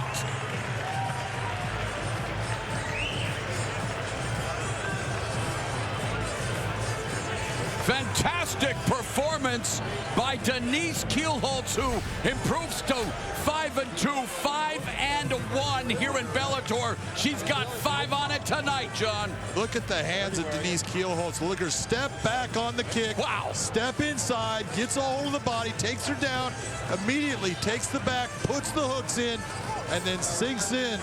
That rear naked choke, that was as good a performance as Denise Giel-Holtz could have hoped for. And her husband, Hesdy Gerges, a accomplished kickboxer. He's dipped his toes in MMA, says he prefers kickboxing, but his wife, well, she's doing it both in the kickboxing ring and in the Bellator MMA cage. And the 30-year-old Denise Giel-Holtz. Go on over there, get your hand ready. You can see Bob Schreiber, a guy that you called his fights, I believe. Dirty Bob Schreiber. Dirty Bob, that's her coach. All right, wow. Impressive win. Let's make it official with Michael C. Williams. She looks happy. Ladies and gentlemen, inside the Bellator cage, the tap comes by way of a rear naked choke. Officially 2 minutes, 15 seconds into round number 1. The winner by submission, Denise Miss Dynamite Giel-Holtz. It's only fitting that the kickboxing champion has 3 of her 5 Bellator victories coming via tap out. Giel-Holtz submits Williams in this flyweight matchup tonight and does so in incredibly impressive fashion. Coming up later tonight, Bellator 239 live on the Paramount Network. Welterweights go at it. The once beaten Ed Ruth against the man with the 2nd longest winning streak in major MMA. The one with the most is Khabib Nurmagomedov, but Yaroslav Amosov is 22-0. Brandon Gertz battles Miles Jury at lightweight, and 2 heavyweight matchups, Fortune versus Johnson, Ayala versus Moldavsky, and taking a look at the big boys here, John. Tim Johnson coming from the UFC, winning record there against the future, the guy, Tyrell Fortune, who is incredible. Look at the shots that this man delivers. He is solid everywhere. His wrestling is fantastic. He's got heavy hands, and now he's got the footwork behind him to do what he wants when he fights. Here against Rudy Shafroth, who was undefeated at the time, puts him down with a leg kick. He's getting up, hits him with the right hand, hurts him, gets the rear naked choke. And against Azuña, another UFC veteran, look at the shots, just destroying a good fighter. Tyrell Fortune is the future of the heavyweight division. Well, the future of the heavyweight division has to go through Ryan Bader, the champ. He will be defending the light heavyweight title. Vadim Nemkov, and the date is when? The date is in May. Oh, thank you. May 7th. May 9th. May 9th. San Jose, California. You put it. I'm hexing you, brother. I'm putting the curse on you. You put it in Mohegan Sun. All right, well, we continue here now in the prelims, and Gaston Bolaños getting set to do action here tonight against Solo Hatley Jr. Here's the numbers. Take a look. 5-2 against 7-2. These guys match up so well. Gaston Bolaños is as smooth a stand-up fighter as you will find. Outstanding Muay Thai kickboxing. But Solo Hatley is fast, and he's dynamic. We'll see what happens as they go. Here once again is Michael C. Williams. Tonight here at WinStar World Casino and Resort, we go now to the featherweight division, scheduled for 3 5-minute rounds. We introduce the blue corner at 5'6", weighing in 145.3 pounds. His professional record, 7 wins, just 2 losses, fighting out of Little Rock, Arkansas, Solo Hatley Jr. And across the cage, his adversary, fighting out of the red corner at 5'7", weighing in 145.8 pounds. As a professional, 5 victories, 2 defeats by way of Lima, Peru. He fights out of Dublin, California, Gaston, the Dream Killer, Bolaños. In charge, your referee, Michael Bell. Michael Bell, the man in the middle, as we get set here for action in the featherweight division. 3 5-minute rounds. Solo Hatley Jr. making his Bellator MMA debut. Ready, Solo? Let's go. Gaston Bolaños has competed as a professional only in Bellator MMA, where he is 5-2. All 5 of his victories via knockout. Tonight's fight clock powered by Geico, and Bolaños known for those scintillating, spinning elbow attacks. Oh, he has had a couple of those. He has knocked some people unconscious.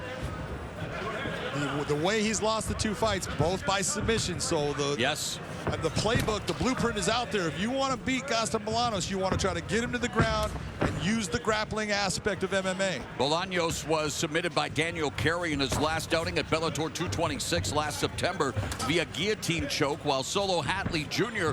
coming off a victory over A.J. Cunningham in his audition for Bellator MMA in the regional circuit last November. And Bolaños on his back momentarily, trying to shift his hips, trying to get back up to a vertical base as Solo Hatley Jr. tries to keep him pinned to the ground. Unsuccessful. It was a nice left hand that he landed, but it did not hurt Bolaños. He was just off balance, and that's what put him down. Getting back to his feet shows that grappling is starting to take effect. All the training he's doing. Hatley at 7-2 with 3 knockouts and the 1 submission victory. Submission came in his fight earlier in his career as he looks to take out one of the more, well, you know, Gaston Bolaños, who's again competed in a lot of prelims, and we see him on the cusp of making it to the next level, and yet here being again fed to another prospect, and very much himself still a prospect in just his 8th fight, but has the experience here in Bellator. Yeah, well, you look and you say 8 fights. Gaston Bolaños has a ton of experience in the kickboxing and Muay Thai world. He's got a lot of fights there, but you know, switching over to MMA, it's different. I've talked to him because he wants to be, a 3-sport champion. And you look and you go, man, you know, that's. Stick with one sport, people. Exactly. If you want to be a champion, pick the sport you want to be the champion and go after it. And how's this for a change? Stick with a division. All right, we're coming up in the midpoint of the opening round as Bolaños attacking lower limbs. There's a right hand that Hatley just avoided the full attack. Solo Hatley may have the best hair in MMA. Come on, look at that thing. Hey, that looks like a fighter. As long as he can't use his braid, though, as a weapon. So you don't get style points. And Hatley secures the takedown. Timed the change in levels. He needs to start utilizing his legs to hold on the position. You see Gaston pushing down on the head, trying to slide his legs through. Hatley says his belief in himself and his speed are his biggest strengths. He feels that he is going to be much quicker than Bolaños, and was quick to get the takedown. He was very quick, you know, that's in watching all of his fights. He's super athletic, he's strong, he is fast. The difference between these two when you're talking about the stand-up, the technical side of Gaston Bolaños is hard to take away. Pull him off the cage, pull him off the cage. You're just gonna use it. Good. You gotta climb those legs again, Solo. Good. Thank you, sir. Solo Hatley with another takedown, much to the delight of his trainer, Jared Shurtleff. Meanwhile, Bolaños Representing CSA, his head trainer, Kyrian Fitzgibbons. Gaston Bolaños has got to figure out, he's getting his back to the cage, which is smart, using the cage to get him up. But if the hands are locked, he's going to be able to pick you up and take you right back down. So as you're getting up, you've got to start to get that arm through so you can start breaking that grip. Bounce pole. Inside leg, inside knee. There he is. You see him reaching in for that, pummeling that underhook. Is bounce pole a new TikTok dance that I haven't heard? No, he's being very smart. He's telling him to bounce him off of the fence and pull him off of the cage as you do it.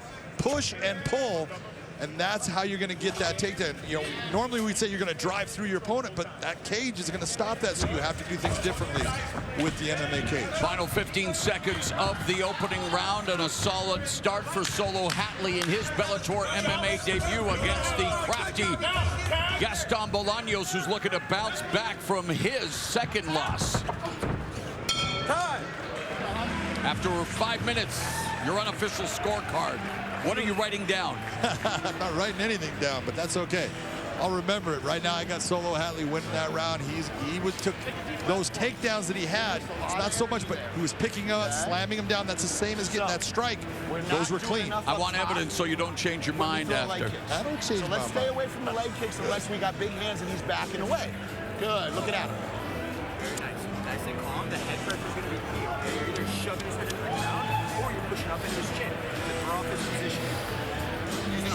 He used a lot of energy, okay? All right, but because those takedowns might have given him the first, we're going to take the second here. You're winning the striking exchanges. Don't go too big. Just touch, and find your shots. Adam's got it. Okay, control distance, watch the leg kicks, use our hands. It's a night where the kickboxers have come to Bellator MMA. We have already seen Gabriel Varga, Denise Giel-Holtz, and Bolaños 2-0 as a Bellator kickboxer, but looking to improve to 6-2 as a mixed martial artist, in tough so far against Solo Hatley Jr. You ready, guys? Come on. Let's go. This is round 2. Bolaños in the red gloves, Hatley in the blue. Really good corner work by Kyrian Fitzgibbons. Just giving sound advice, saying, look, you know, he's burning a lot of energy picking you up and stuff. It's okay, but those takedowns probably got him that round. I want you to settle down. Just start landing your shots. Take your time. All good advice. And Hatley landed his first 2 shots. Nice level change again, looking for the takedown. Runs out of real estate, looking to pick up that single and potentially run the pipe on Bolaños, but Bolaños doing a good job of defending. Absolutely. You see, when you see him hook that leg to the outside, that tends to make it very difficult. We've now created friction, and things become heavy, and you're not going to get that takedown. He's got the overhook with that left arm. You're seeing Hatley trying to utilize that head position to try to just get his hands inside. Gaston Bolaños doing a very nice job of holding off on the biceps, pushing him off. A minute gone here in the second stanza. Hatley utilizing footwork, moving side to side, back and forth, trying to get Bolaños to commit to potentially attempt another shot. And there it is. Bolaños needs to stop going for that big home run shot. You saw a huge looping left hand. Nice, beautiful work by Solo Hatley to step underneath it, come into his body, get him right back to the ground.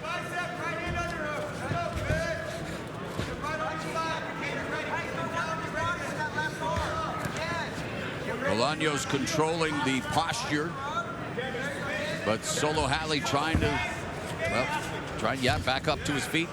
Fires off a right hand.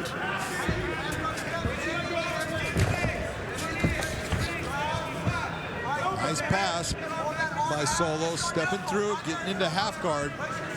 2 minutes gone here in the second round.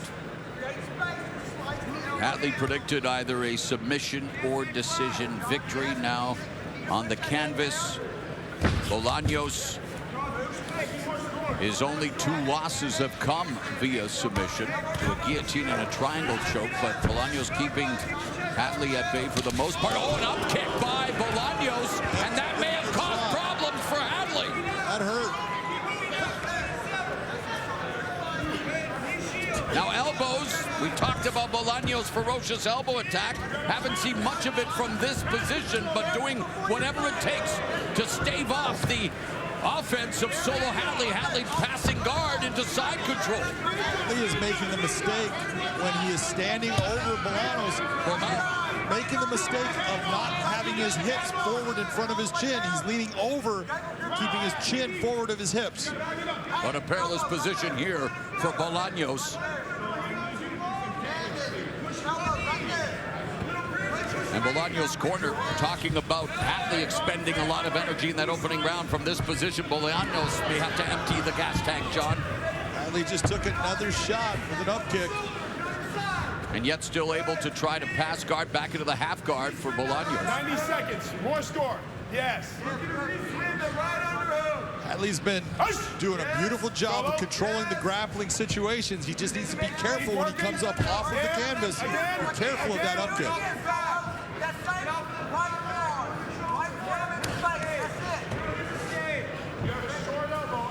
Jacare Souza, Gegard Hosasi. Going back in time. Up kick.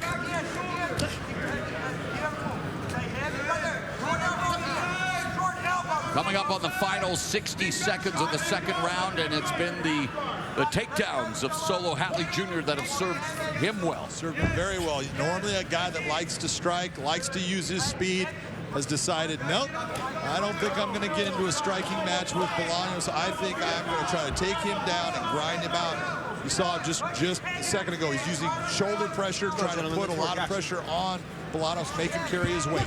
Hatley fighting out of Arkadelphia, Arkansas, representing the Rock City MMA and Southern Arkansas Wrestling Academy, and is wrestling delivering some dividends here in the first 2 rounds of this fight.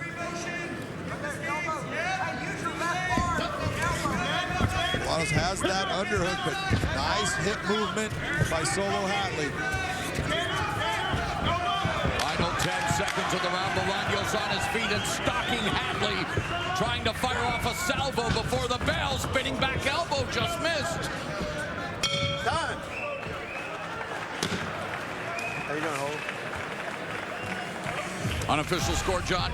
Right now, I got Solo Hatley winning. This is his biggest mistakes. Notice how that chin is over the hips. That's when you get hit by those up kicks. Look at where the hip position is. Look where the chin is at. You have got to put your hips forward. That's just a mistake. That's why he's eating the bottom of that foot. Those were the best shots landed by Gaston Bolaños in that round. Watch this shot. No one likes to be kissing the underside of another person's foot. Kiss my feet. Bellator MMA supports merging vets and players. It's an organization that empowers veterans and former elite athletes who may have a difficult time when the uniform comes off to live a life full of pride and purpose with a healthy body and healthy mind.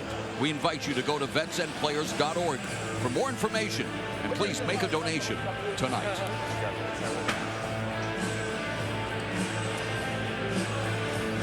Solo Hatley would like to donate a few more takedowns to Gaston Bolaños. I'm sure as we get set here for the third and final round in this featherweight contest. Hatley looking to knock off one of the more promising featherweights in Bellator MMA and Hatley's debut here in this company. This would be a big win for Solo Hatley. He's fought very well up to this point. I have him ahead both in the first and second round, but he's got 5 minutes. Oh, that was a beautiful front kick by Bolaños. Bolaños cutting off the cage, moving side to side with Hatley. Needs to start an uptick in his offense. There's the 1-2 through the guard for Bolaños. When you talk about that uptick, he doesn't need to go after the big shot. Go after volume. Clean shots. There's a big shot. Lead to the big shots. And there's a front kick that just missed, and again timed by Hatley looking for another takedown. Bolaños doing his best to try to defend, but Hatley is tenacious. Oh, he's been tenacious, right? You see Bolaños at least getting that underhook with that right arm. That's going to help him. The hands have been separated now.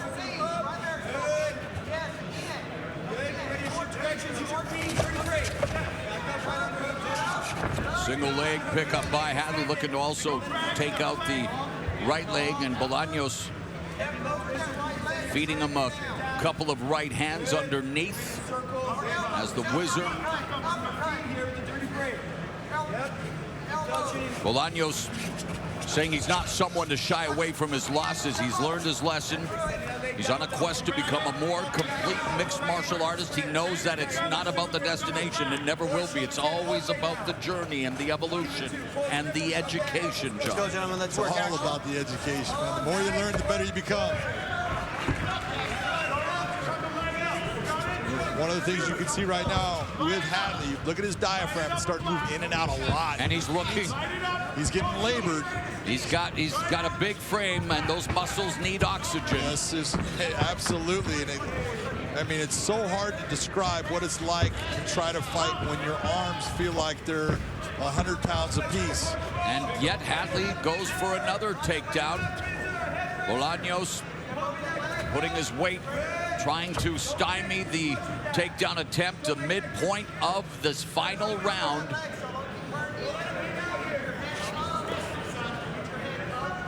Let's go, gentlemen. I need you to work.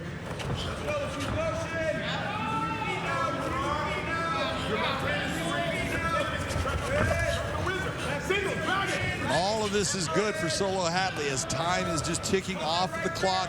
And every moment that he is in this clinch position is a moment that you're not going to be able to see Bolaños end up with that big shot that puts him out. Unlike the Rolling Stones, time is not on the side of Gaston Bolaños. Under 2 minutes left in this fight.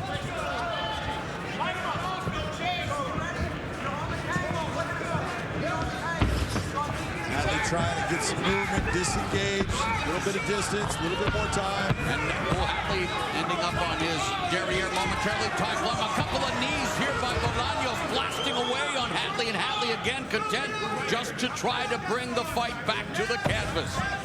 Those were heavy knees. Solo needs to be very careful lowering his head down. Remember, all 5 of Bolaños' victories have come due to his striking. And Hatley taking out Bolaños' foundation, putting him back on the canvas. And Bolaños must feel like he's in some kind of quicksand right now because the clock quickly ticking away. Yeah, time is going by, and he has not broken the grip. This is kind of what like Nurmagomedov does. He lets guys, he'll have that grip.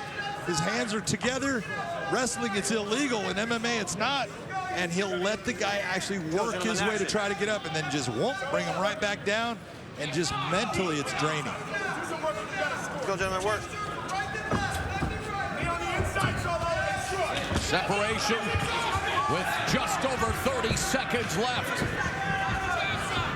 Solo Hatley has got this fight if he can hold on for these 30 seconds. And he's been holding on to Gaston Bolaños throughout the fight. It's been like Velcro.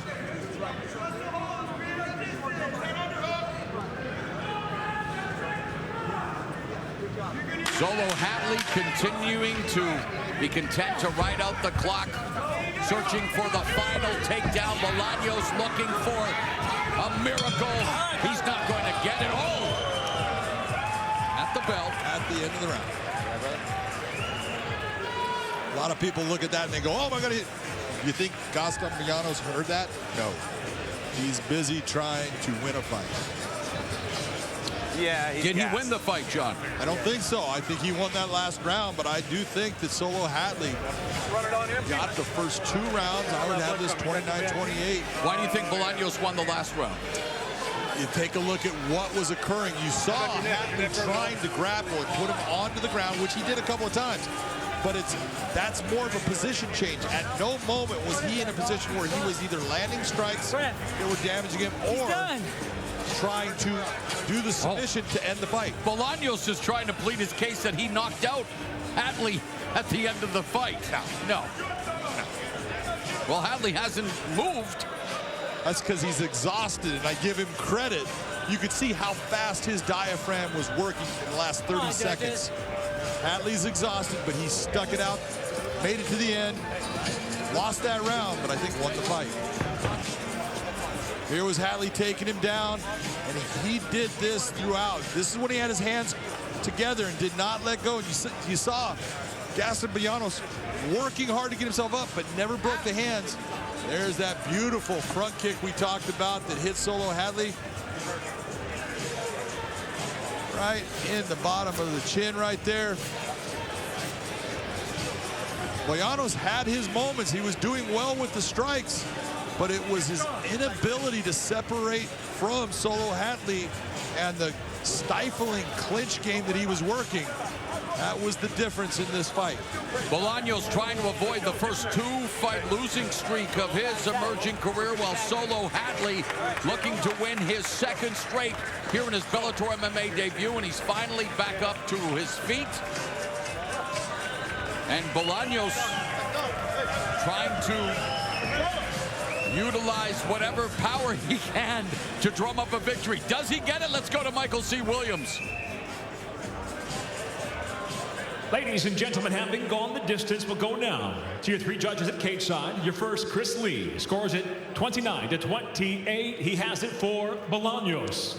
Your second judge, Derek Cleary, 29-28. He sees it for Hatley Jr. Your third and final judge, Sal D'Amato, scores the fight 29-28 for the winner by split decision, Solo Hatley Jr.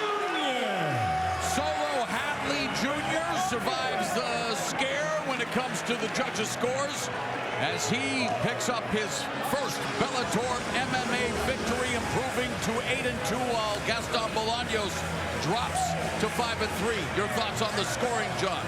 That's the second split decision we've had, and it's the same judge that has had the wrong side.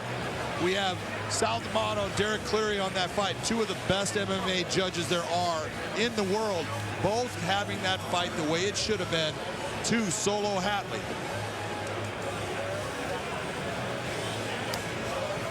Still to come tonight in our main event from the WinStar World Casino and Resort, a battle in the welterweight division. Easy Ed Ruth, 8-1, takes on the 22-0 Yaroslav Amosov. That's all coming up live on Paramount Network. Ed Ruth is a special athlete, 3-time NCAA champion at Penn State. But here's a guy who wrestled at Penn State that doesn't want to wrestle in MMA. He wants to knock you out, and he has done that continuously in his fights. He had a big fight against Jason Jackson, got hurt, but this is how tough he is. Look at the tenaciousness of him. He's hurt, he goes after Jason Jackson and just keeps throwing.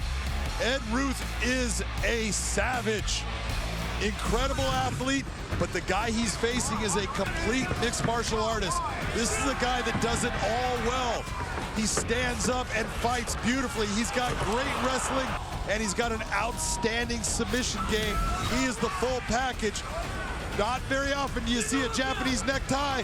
That is the first submission Dave Rickles has ever given into in his career, and it's against the undefeated Amosov. Take a look at what Ed Ruth has done. 6 of his 8 wins by knockout. He is that 3-time wrestling champion that shows how good he is there, but 22-0, 18 wins by KO or submission for Yaroslav Amosov.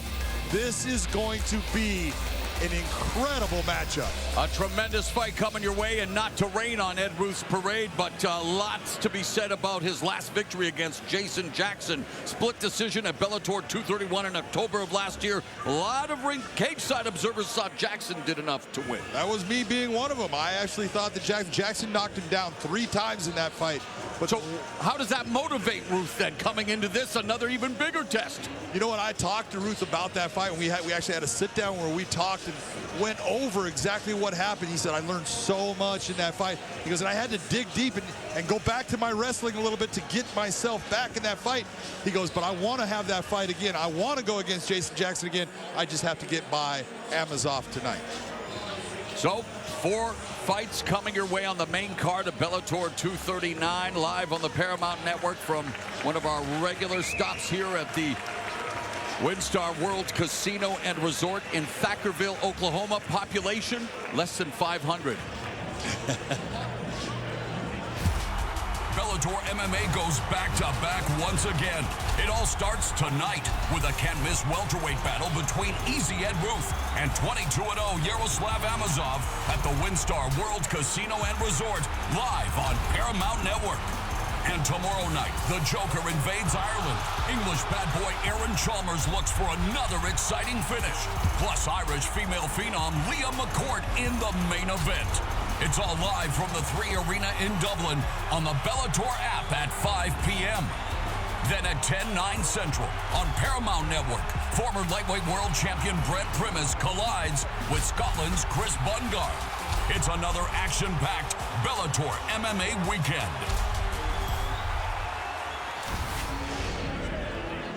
Another great weekend of Bellator MMA action. We are getting it started here in Oklahoma, going across the pond tomorrow, and right now, tail of the tape as we bring you action in the bantamweight division. It's Josh Hill against Vinicius Zenny.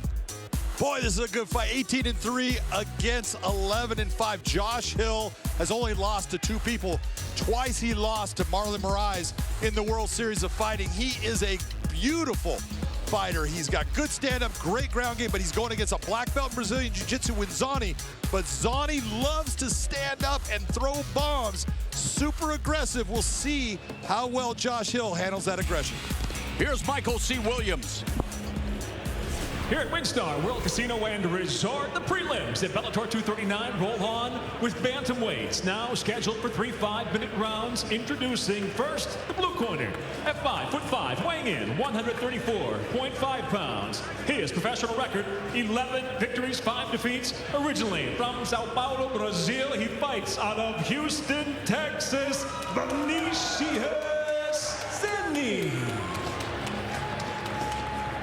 Across the cage, his adversary fighting out of the red corner at 5'6", weighing in 134.7 pounds. As a professional, 18 wins, 3 losses from Hamilton, Ontario, Canada. Introducing Josh "Gentleman" Hill.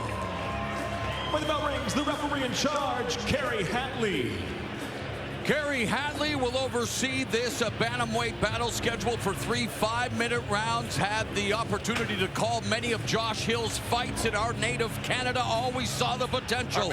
Here tonight, he makes his Bellator MMA debut against Vinicius Zenny. Zenny also fighting for the first time under the Bellator MMA banner, and an intriguing matchup here at 135. As Hill's in the red gloves, Zenny in the blue gloves. And here's another factoid for you, John, as we get things started. Hill's great uncle, a professional wrestler who I saw many, many times as a youth. In fact, known as Gentleman Jerry Valiant in the WWE. So the worlds continue to collide, and Josh Hill now fighting for the first time here in Bellator. Josh Hill's such a good fighter, very relaxed, very calm. I love the fact when you talk to him, he says, I don't have any belts. I got a leather belt in badassery. I love that line. Great. Summoning the mythical powers of the pink and brown that Rich Franklin took all the way to a middleweight championship. I haven't seen that color combined since Rich.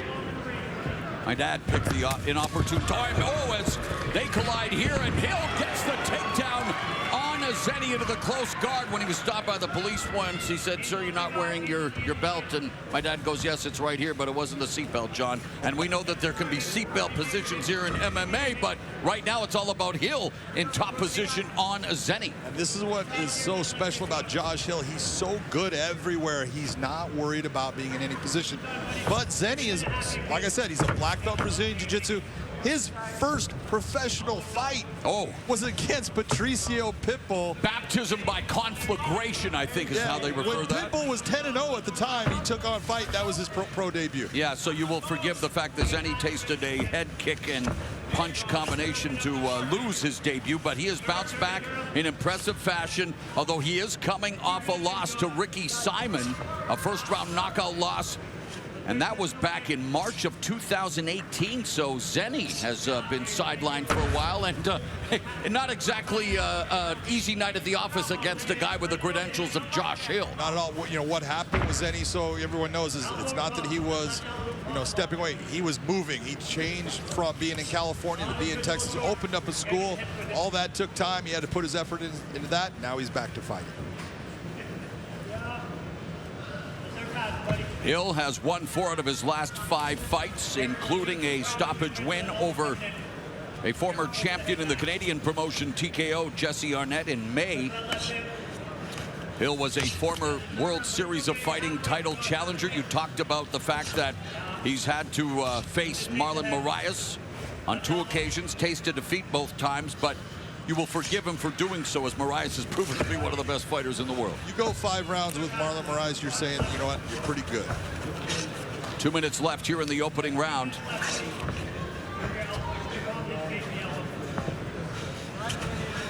You've seen a lot of leg work as far as Zenny trying to get inside hooks, butterfly hooks, trying to frame out, get the knee shield. And Josh Hill, his groundwork is so solid. None of that is working. So Zenny's going to have to figure out another way of getting himself off of his back.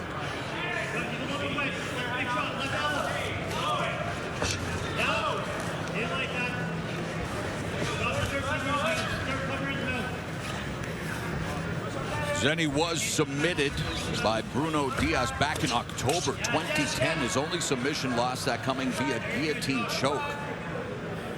Break. Let's go. Here we go. And referee calls for the stand-up as he felt that Hill wasn't doing enough to maintain the position, but now back up on their feet. And Hill, 4 of his 18 victories via knockout, while Zenny, 5 of his 11 victories have come thanks to his striking. Under a minute remaining here in the opening frame.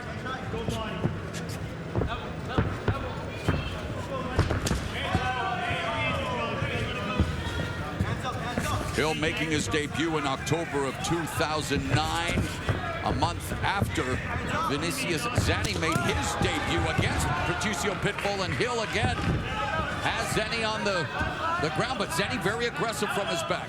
He's a very aggressive fighter. In fact, that has sometimes been his downfall. He gets too aggressive and makes the mistake that someone's able to catch something in. But his aggression has also gotten him those wins. He does not stop going. Normally you see him in this position, just like you're trying to set up elbow strikes, trying to create submission attempts.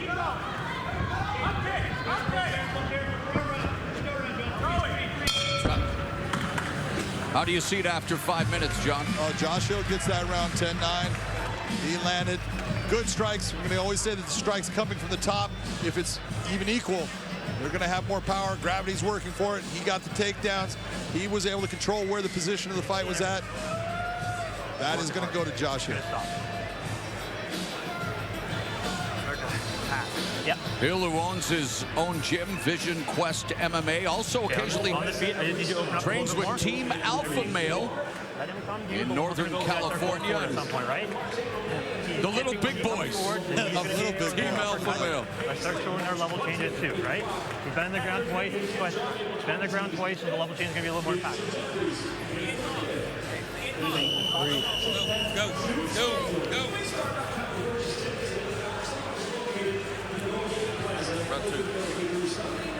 So we are just warming up the engine, as it were, here, getting set for 4 fights coming up on your main card, but plenty of prelim action coming your way, and I have a feeling we could see a few post-limbs tonight as well as we get set for round number 2.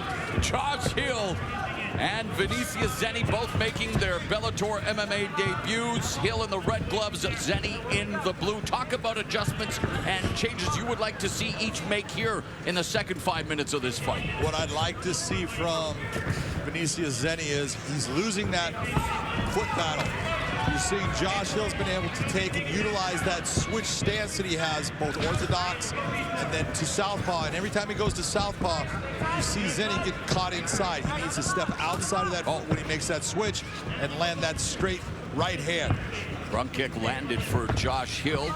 Josh Hill, I wouldn't change much of what he's been doing. What he's been doing has been successful. He's been very calculated in the stand-up, picking shots, and when he gets the opportunity to close the distance off of those shots, he's been getting those takedowns. Yeah, Hill's proficient at switching stances now, fighting out of the southpaw stance, trying to bedevil Zenny. Zenny also known for switching stances, but he's fighting out of the orthodox positions. He launches the lead right hand to Hill's face. That's what I'm talking about. Step outside of that lead right leg of Josh Hill and bring that right hand straight down the middle. Now Hill switching back to orthodox in the center of the cage. Zenny inching forward and launching the left kick. Lands underneath the right armpit of Josh Hill. I called Josh Hill's first fight back in 2011. Seeing the improvements he has made, considered one of the best 135ers in Canada. He wants to be one of the best, period. His goal, the Bellator Bantamweight Championship. And we mentioned earlier that title currently vacant thanks to Kyoji Horiguchi's injury. Horiguchi relinquishing the title, and earlier tonight, John, you took your hat off to Horiguchi, who you felt did the right thing. Absolutely. You know, guys that hold on to that, you're looking, you go, man, you're holding up all division. Horiguchi has the right idea. Look, I'm not going to be able to fight for a while. You guys fight for this title, and when I'm healthy, I'm going to come back and take it back from you. That's the way to do it. Right now, the Bellator Bantamweight division, having guys like you're seeing right here, Josh Hill. There's some killers coming up, man. We've got guys like Patchy Mix, Ricky Bandejas, Gallagher. All these guys want that title. The question is, which two are going to get that shot? Well, both Hill and Zenny would one day love an opportunity. And in talking to Josh Hill, and again, at the age of 33, Zenny at 32, but Hill with his credentials, his pedigree, he wants to be on the fast track to a title opportunity. And here's an opportunity tonight to show the Bellator MMA brass what he is made of. Meanwhile, Zenny, he would love the same opportunities afforded Hill. Zenny stops that takedown attempt.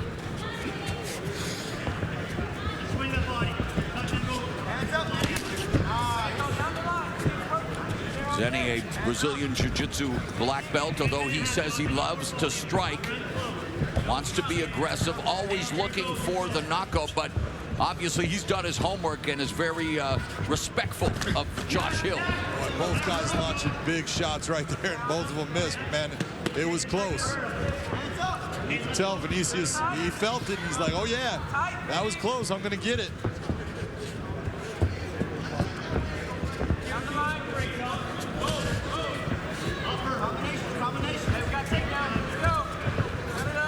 Zenny used to train with the likes of Lyoto Machida, Brian Ortega. And of course, we talked about Hill spending time with the crew of Team Alpha Male led by Uriah Faber. 45 seconds left here in the middle frame.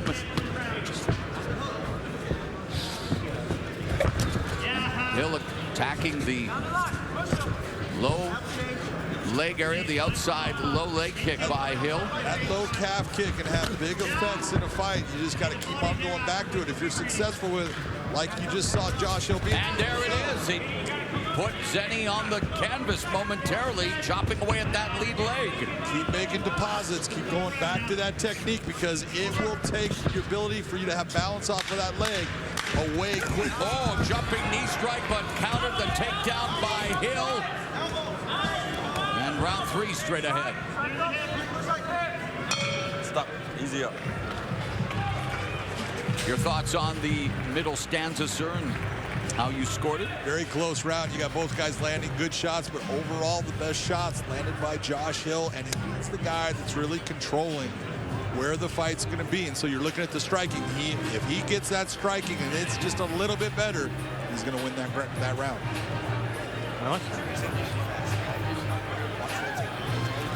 I think a lot of what you're talking about, you talked about the long layoff, almost 2 years, you know, with Vinicius Zenny, and now he's gotten back. That rust is kind of coming off, and he's looking better as this fight is going on, but he's got to get himself going in this 3rd round. Yeah, Zenny had several Muay Thai fights professionally in Brazil, also competed a lot in Brazilian Jiu-Jitsu regionally, but he wants to be that complete fighter, as you have to be at this level of MMA. He used to teach at Black House MMA. Of course, some big names involved there. We talked about Lyoto Machida, Anderson the Spider Silva, another legend of the game.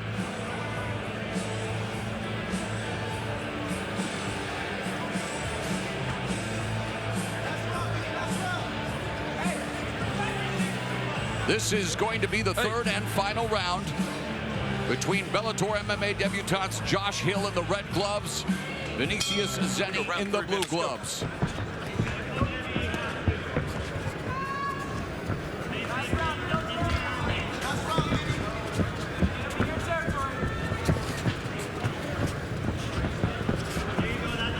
Zenny slowly trying to stock each, exchanging those calf kicks. Those mirror images in terms of their lateral movement, John.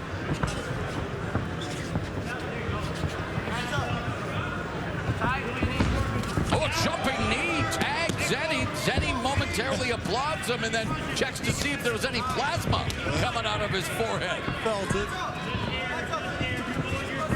And there's one from Zenny, but timed by Hill into the takedown. Zenny telegraphed what he was going to do, and that's what Josh Hill saw and said, I'm going to close that distance, come into me, boom.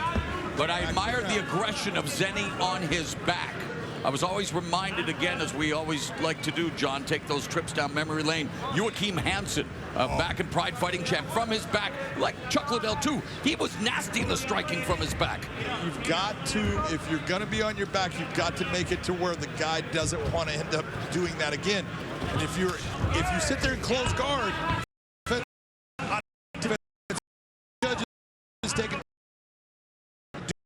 work and they'll give some people a lot of because my but that's the each other get to the just because you're on the bottom doesn't always lose a fight. Right about maybe judges. That's not the answer. I'm telling you around. Criteria of the judging is there. It's good. Put them in better position to do their job. We should do a whole lot more of the judges. Put them in better places, see the fight, give them better things that are going to show them all angles of the fight, because many times you're sitting in that place where the angles are bad and you don't see the things that are the most important things in the fight. That's based upon where we put the judges. And the other thing is education judges. They all have to use the criteria the same way. If you're doing things on your own, you're the one messing. And for those, and we're always bringing more people on the Bellator MMA bandwagon, what is the scoring criteria as Hill continues to work on Zenny? As simple as it gets. We look at striking and grappling. Those are fighting things. We don't look at aggression or cage control. Those are secondary. If you as a judge can determine who won based upon the better striking or the better grappling, that is the person that wins the round. No matter if someone is coming forward, no matter as far as, oh, they controlled where the fight is, doesn't matter. If you lose either the grappling, since that's what took place the most of the fight, or you lose the striking, you're going to lose that round. And now with very referee making sure that Josh Hill cannot throw that knee as, but Zenny. Beautiful duck under attempt, but nice counter by Josh Hill. Zenny with the knee to the midsection, back up on their feet they go with 1:40 left in the fight. That was a beautiful transition by both fighters.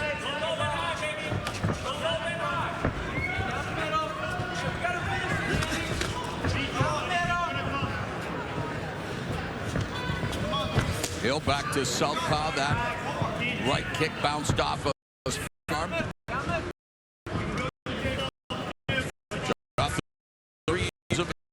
Zenny, 32 for the age to be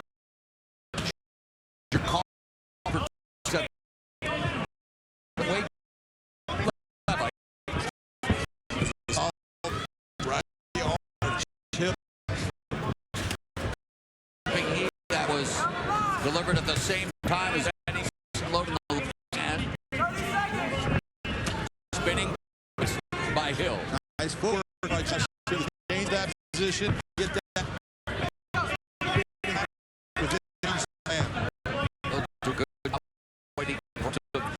From Zenny, 30 seconds left to Hill, utilizing his footwork delivery offense. Zenny shot on balance.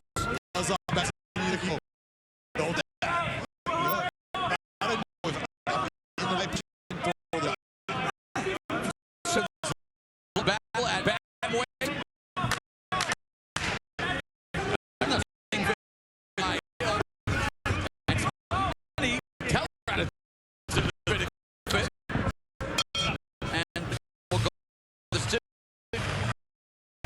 Obviously, I got Josh Hill winning this fight. It was a good fight. An actually really nice fight by a guy coming back from almost 2 years in Vinicius Zenny. He just, in the end, didn't land the quality of shots, didn't do the grappling in the same fashion as Josh Hill. Josh gets the nod. Hill hoping to return home to his 19-month-old daughter and his family, victorious in his Bellator MMA debut as he and his corner celebrate a performance that definitely checked off a lot of the boxes you want to see in a mixed martial artist. And then for Vinicius Zenny, like you said, John, 32 years of age, but hasn't been in the cage in almost 2 years. Yeah, if you're looking at this fight for Zenny, you got to say, all right, I saw a lot of things that I liked. There was some issues as far as you telegraphing things.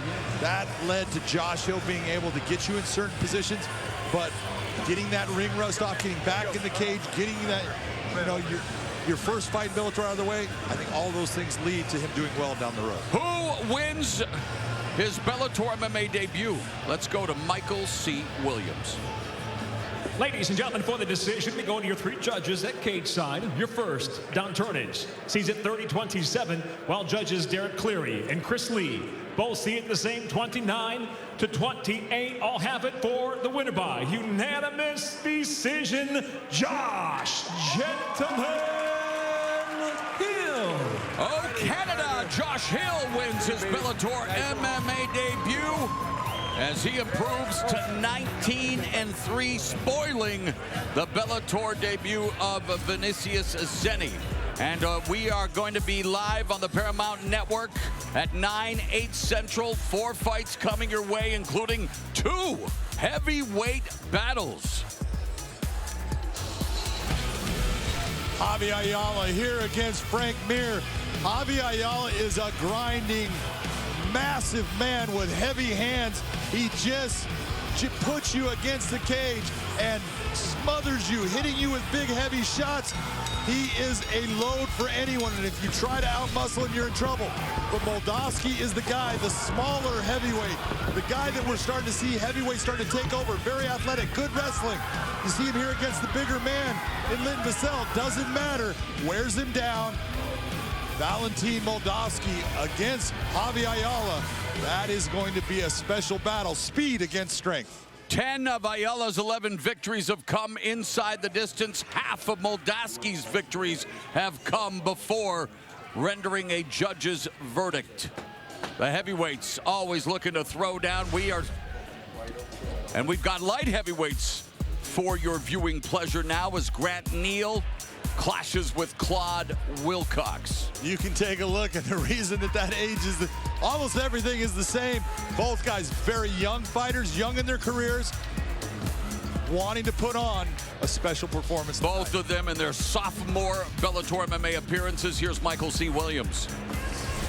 Tonight here at Bellator 239, we go now to the light heavyweight division, scheduled for 3 5-minute rounds. Introducing the blue corner at 5'11", weighing in 204.6 pounds. His professional record 1-1, fighting out of Hot Springs, Arkansas, Claude Wilcox.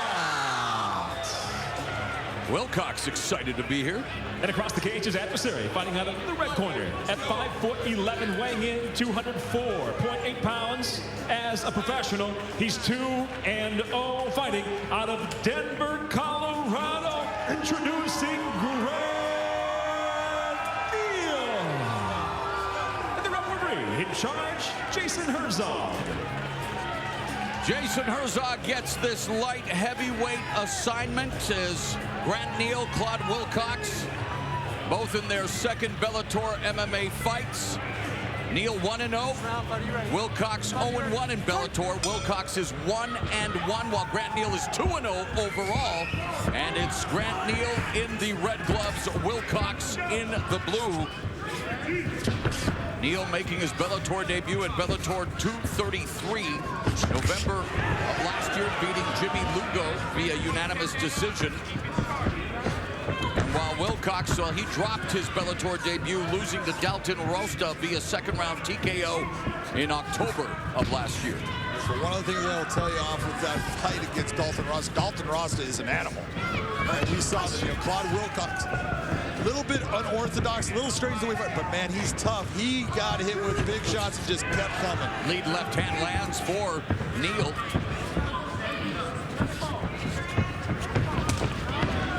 Neal looking for the takedown, drives Wilcox to the fence, picks him up, takes him down. Neal saying that his explosive power, wrestling, and his athletic ability to blend strikes and takedowns will lead him to victory. He's looking to, of course, finish the fight. Same for Wilcox. Wilcox feels that his biggest advantages in this fight are going to be striking speed and reach, but he's now been taken down twice. There you go again. When a man has his hands together around your waist or your upper legs, he's gonna be able to pick you up and bring you back down. Doesn't matter if you work your way back to your feet. So work at getting that underhook and breaking those hands apart.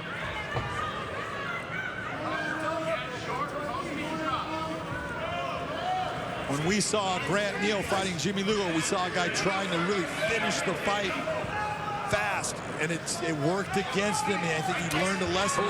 Short elbow strike. Go and do what you do well. Put pressure on him. This is a great position right now for Grant Neal. Neal was a student athlete at Colorado State. Had incredible success on the football field and in the classroom. Played a key role in winning the 2014 NCAA Division II national title. Received accolades for his work in the pre-med program. Unfortunately had issues with the law, false charges of sexual assault, had to overcome so much, and he did. He was accepted into the prestigious University of Colorado, Denver, where he is continuing on his journey to be an orthopedic surgeon. Awesome. You look at what happened to him. Beautiful job going to mount. And here's a young man who was put in a horrible position when he didn't do anything wrong, worked his way through it. The truth came out, and he's just... And Wilcox escapes. Marched forward, both educationally and in his athletic ability as a fighter.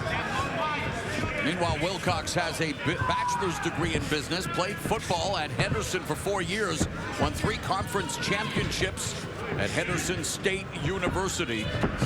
Under 2 minutes left here in the opening round, and Wilcox trying to keep Neal from taking him down again, finds himself back to the fence. Grant Neal giving feints, and when you're seeing Wilcox, he's reacting and jumping to all of them. That's somewhere down the road is not going to lead to good things. And another takedown secured by Grant Neal. Big takedown. See, that's the type of takedown, Morrow, when we talk about scoring. The judges score that no matter if Wilcox got right back up, because there was impact, there was elevation, impact, amplitude. That's what they're looking for. We have talked about this ad nauseum over the years, and going back to the Pride Fighting Championship days. I know the word is sensitive, and with everything that's going on in the sports world, especially combat sports, but at the end of the day, isn't it about doing damage? Absolutely. I don't care what you say about words. There's nothing wrong with the word damage. During the fight, the fighters are trying to damage each other. That's just the way it is. Later tonight, coming up in the co-main event lightweights, Brandon Gertz will battle Miles Jury. Jury, a UFC staple who moved over to Bellator MMA and faced Benson Henderson in his first fight. Well, he'll try to get into the win column against Brandon Gertz, who will take on anyone, anywhere, as long as his emotional support dog Avicii is with him. That's it. What a great story that is. Oh, it is. He's awesome. That dog goes everywhere with him. And you know Gertz wants to make it a dog fight. 20 seconds left here in the opening round. Grant Neal controlling Claude Wilcox on the canvas thanks to his takedown proficiency. Speaking of Brandon Gertz, who is the training partner of Mr. Grant Neal. Ooh, nicely done. And nicely done here for Grant Neal in round number 1.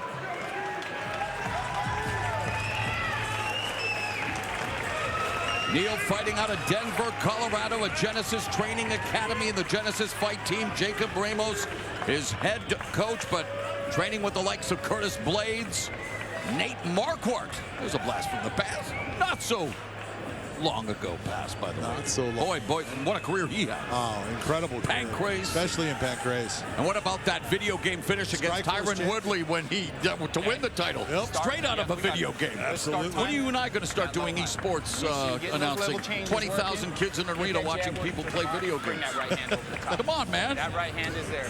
Give me a big breath. Big breath, yes. Very impressive round by Grant Neal. I'll be the button-mashing version of commentary for that. I like that. I don't know if they will. But. What did you like from round number 1, John? Very simple. You saw that Grant Neal was controlling everything. He was giving the feints that was causing Wilcox problems, throwing his hands, getting himself in for the takedowns, big takedowns, and then doing damage on the ground. All right. This is now round number 2. Grant Neal in the red gloves, Claude Wilcox in the blue.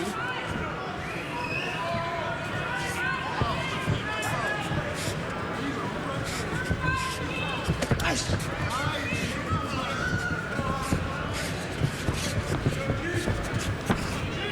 Wilcox 25, Neal 24, so not even in their physical primes, competing at 205. Neal telegraphing the level change, almost 8 a punch for now. Wilcox eating a combination.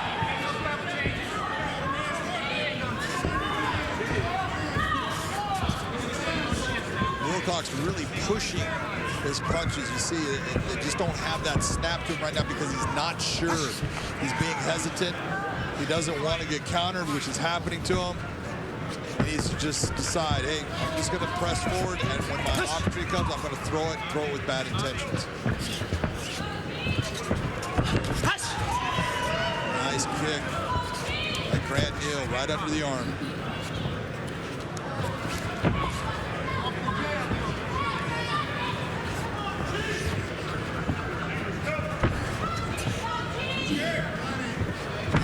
That big reaction from Claude Wilcox. Every time Grant gives that feint, you see that big reaction. That's telling Grant Neal, I can make a move right into what I want to. Right hand into the level change and another takedown for Grant Neal. Into side control. And Wilcox will attempt to use the fence to his advantage.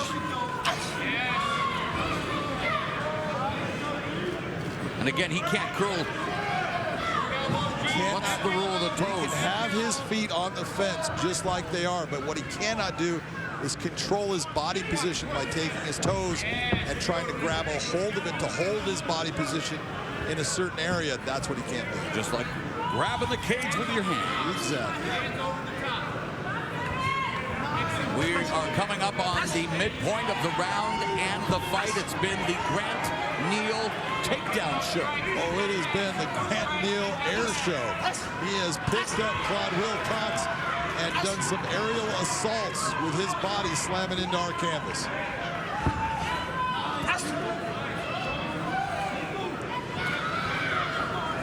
Now Neal up against the fence here. Posturing up, smashes his left forearm into the face of Wilcox.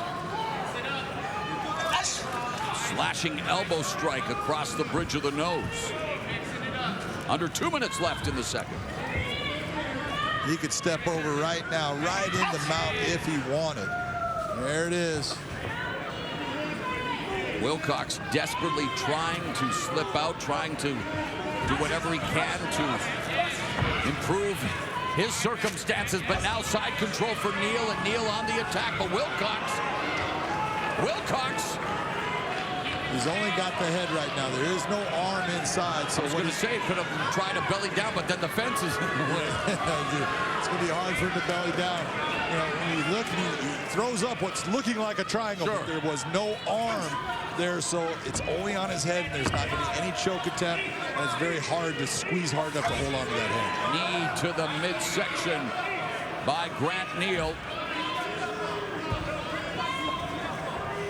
All of this, a beautiful knee to the body. All of this is what we look for in saying, here's a guy, Why is the referee letting this go? He's doing damage to him on the ground. Keep him busy. Those type of shots are leading to him finishing the fight.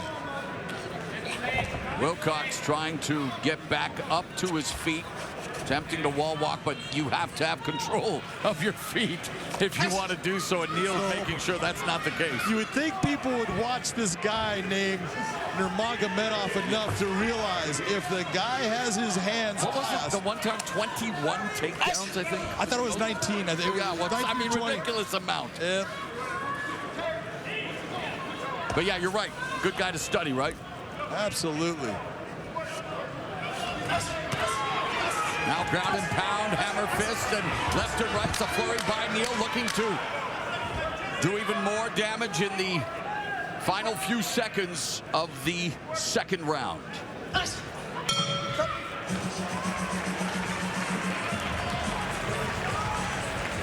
There are no such things as stupid questions. Remember that, John. Okay. How do you have it after 2 rounds? Let me think about that. That's pretty easy. Grant Neal definitely up in this. Look at Claude Wilcox really having to do something to either finish this fight or have a very big third round. Hey, now those hands are going to work even more. I promise. Rich the Kid making his presence felt here at Cage Side. Rich Chow, Bellator But he's MMA going to have those matchmaker. hands really low this round. He's going to have those hands really low. I want those hands coming over the top. Not in singles, doubles and triples. All right, let's go. No singles, just doubles and triples. Nice straight right hand by Grant Neal, then changing levels right in to Claude Wilcox. Bounces him off the cage, picks him up, slams him down. Again, picking him up. Nice little swing by. Puts him on his back. Now, the only reason you would, because like you say, it depends on what happens with the takedown. When you do takedowns of those amplitudes and you're doing damage by sending them to the canvas, you score those. Absolutely. It's like getting hit with a big right, left hand. Final round. Grant Neal in the red gloves. Claude Wilcox in the blue gloves. Neal 2-0, including a victory here in Bellator, while Wilcox, he's 1-1, having lost his first fight in Bellator MMA. Dutch kickboxing combination. Go. Stiff jab. A power jab. A la Manny Pacquiao. He's landing that left hand. Claude Wilcox really needs to figure out the timing and distance here and make something happen. Of course, Pacquiao does it. Southpaw stands and Neal gets another takedown. It's a copy and paste takedown parade for Grant Neal. Yeah, this time right into side control, a beautiful position. Not a lot Claude Wilcox has as far as submissions from this. You should see Grant Neal keeping that right knee, which he didn't do. Slide that knee up. He's trying to go to half guard because he likes that position of clamping down on the leg. You can't understate as well how frustrating and the mental fortitude, the test that Claude Wilcox faces. Absolutely, it's so frustrating when because you're doing everything you can. You're trying as hard as you can, and every time that you try to do something, it just turns bad for you, and mentally it's just overwhelming, and you've got to just keep telling yourself it's okay. I'm just going to work my way through it. That's what we've seen from Claude Wilcox so far. As a mediocre high school wrestler, I remember the Shark Tank, the meat grinder, where you're literally taken down over and over again. I mean, after 1 or 2 times, you know, you're done. You want out. And I mean, at this level, again, with a guy like Grant Neal, it is incredible how much the mental game plays, not just in combat sports, but in life. And it's definitely been a mentally taxing fight for Claude Wilcox. It is, man. I give him so much credit. He has not given up. He's still fighting hard. He's doing everything he can to find a way to turn things around. And for Grant Neal, how would you like him to put that proverbial cherry on the sundae that has been a decent performance here? But look at Wilcox fighting valiantly from the bottom. It is up to Neal to improve his position. Well, right now what you've got is you have Wilcox trying to go for a Kimura grip on the left arm of Grant Neal. Just let go of it. But what I would have liked to see from Grant Neal, yeah, exactly. More posture, more power, Show that you're just breaking him down. Make it to where he is nothing but a defensive fighter, starting to become what we call just a puncher. Oh, Neal pulls out the drumsticks as he's grabbing the skin of Claude Wilcox. Steady stream of left hands, a lot of them being blocked or not connecting, but still overwhelming Claude Wilcox with under 2 minutes left in the third, and Wilcox continues to fight valiantly from the bottom, but he is eating these shots. Right now, that right arm is trapped under the leg. Can't defend himself with it. You see again, Grant Neal sliding that knee right over the arm to control the arm so he can open up with his left hand. And what does that say about Neal's fight IQ? Well, it's saying that, you know what, I understand what I need to do to isolate us aside so I can open up. It's going to be over. And there it is over. Grant Neal improves to 3-0, 2-0 in Bellator, and he picks up the first victory of his career via form of a knockout as he sends Claude Wilcox to a record of 0-2 in Bellator. I'm a bad mother. I'm a bad mother. Well, he talking the talk after he walked the walk. All right. It. Here he goes with the first grab of the leg, nice sweep, takes him down to the back, side control position, steps over with that single half guard, then steps onto the arm with the knee, holding the arm down, opens up with his left hand, clean shot.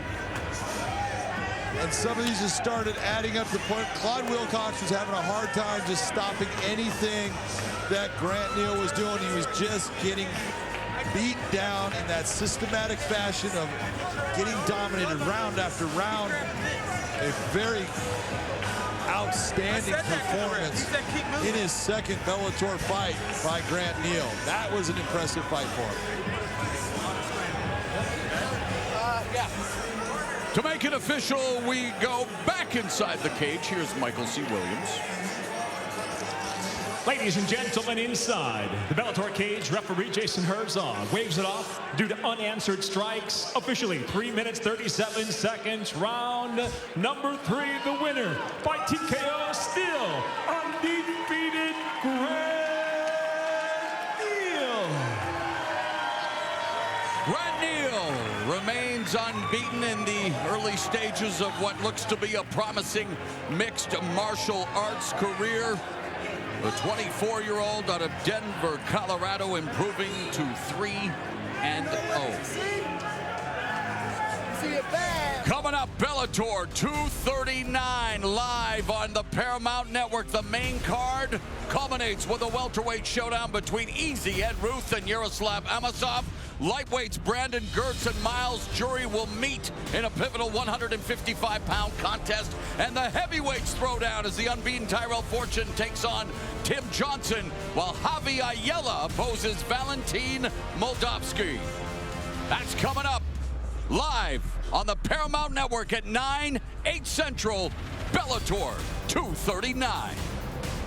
Bellator Nation, follow us across a large array of digital platforms and stay up to date on everything you need to know. Like us on the Bellator Facebook page and see exclusive videos. Follow us and get instant updates on Twitter at Bellator MMA and get a chance to have your tweet live on the broadcast. See amazing pictures on Instagram at Bellator MMA. Join Bellator Nation today. I'm going out here and I'm going to do something I've never done before. Next. That kid's a beast. 3-time national wrestling champ Easy Ed Ruth faces 22-0 Dynamo. First round submission victory. Yaroslav Amosov, plus Brandon Gertz and Miles Jury face off in a gritty lightweight brawl. Bellator MMA, live next on Paramount Network.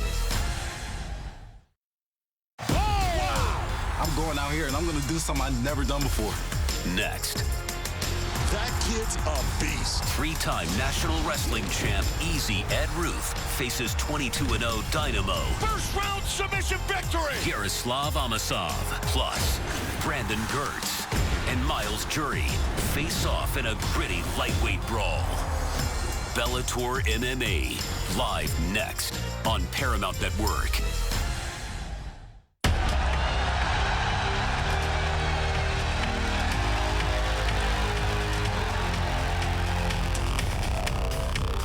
can maybe explode and maybe leave something behind, leave a submission vulnerability, and hope Ed Ruth just hasn't developed those skills yet. He's got to go for broke here because Ed Ruth will ride you all day. These shots are getting in, and we're done. And here was the wake-up call. Right hand, right on the temple. Ed Ruth just lost his balance for a second. Look at this sneaky right, boom. His equilibrium went, and what happened? He went back to his bread and butter, the wrestling, the ground and pound, the hip pressure. And I think once Collins Miles was cut, he was cut badly. Once that happened, then mentally took him out of the fight. He didn't offer any resistance after that, just defending, and referee had seen enough after these right hands. Look at him here. And it was basically an accumulation. It was that Collins Miles wasn't firing back. Right now, Palombi has the same strategy as Claudio, just holding on, not shrimping his hips, doing it a little bit there, but that really worked to get out of that full mount, especially with a wrestler like Ed Ruth. Now Ed Ruth, big right hands. These are getting through, and we're done. Came off the takedown, came off the ground and pound. Another dominant performance. He's starting his career off the right way, Sean. The rest of the division better be ready for this kid.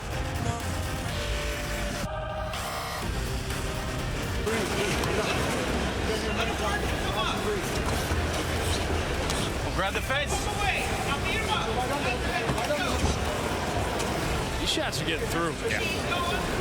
None of them are fight stoppers, but that's it. It's over. Yeah, it's done. Finished it. It was inevitable. Right knee, bang. Right in the wishbone. You cannot come back from that. Beautiful placement on that. Beautiful timing. Ed Ruth notches another TKO win. 3-0, all of them finishes. Once again, you see the gaps in the game, but he has power, he has accuracy. One of them, I think he's definitely having fun. Oh, nice right hand over the top by Dempsey.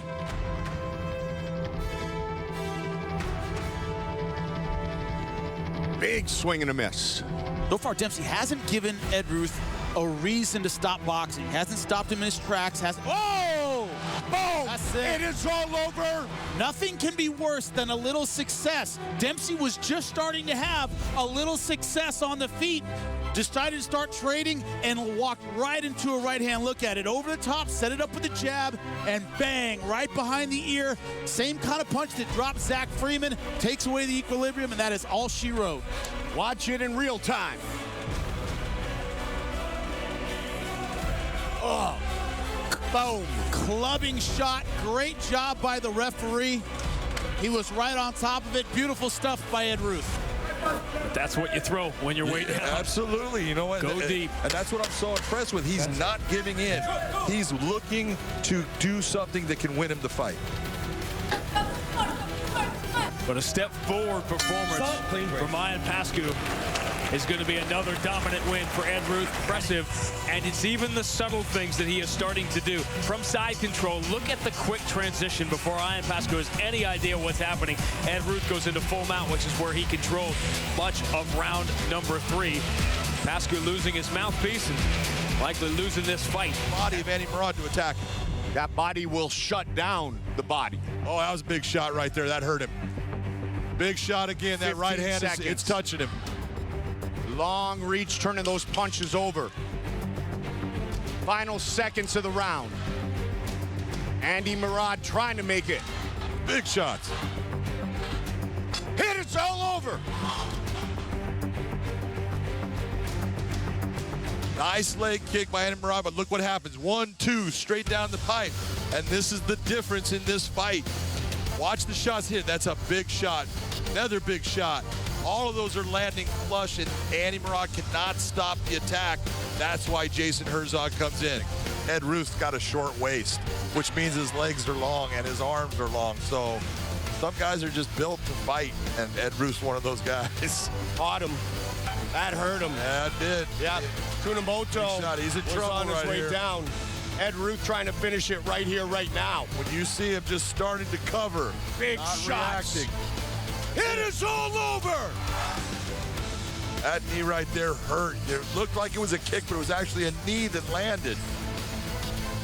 throws that right hand, starts hitting him with shots. Now you're seeing Kunamoto not even looking, just starting to cover. Just saying, I just got to make it through it. Big shots getting through. Referee Todd Anderson saw enough. There's that knee. Look at, you can see the impact on that head. You see that shake of the ear.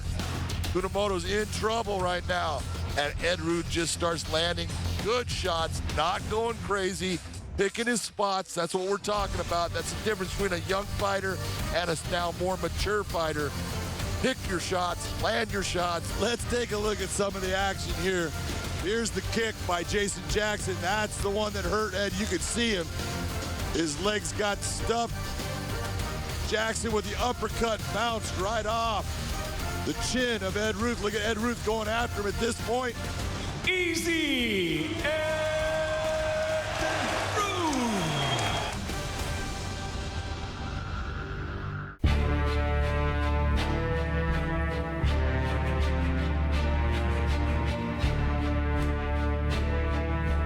Look at this takedown. I'm so impressed the way he gets into that single. Gerald did not just slip there. Amosov actually pulled that leg, looked to move it higher, pulled Gerald's leg out from under him. I mean, look, you're checking out a highlight reel. I can tell you now without even seeing this, it's going to be all Amosov. He's the only one that was able to really mount an effective offense tonight. And he did it with volume. He threw punches, he threw kicks, he stayed busy on the ground. Right here, he's trapping the leg. This is just pinning Gerald down, but this is very strategic.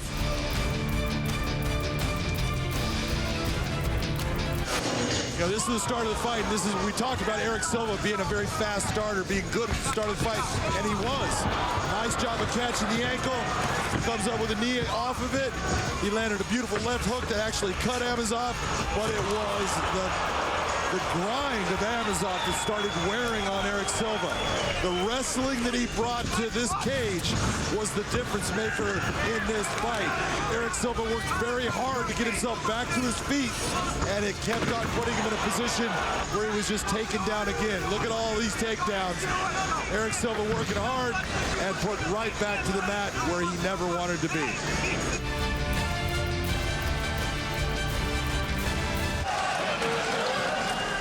29th pro fight.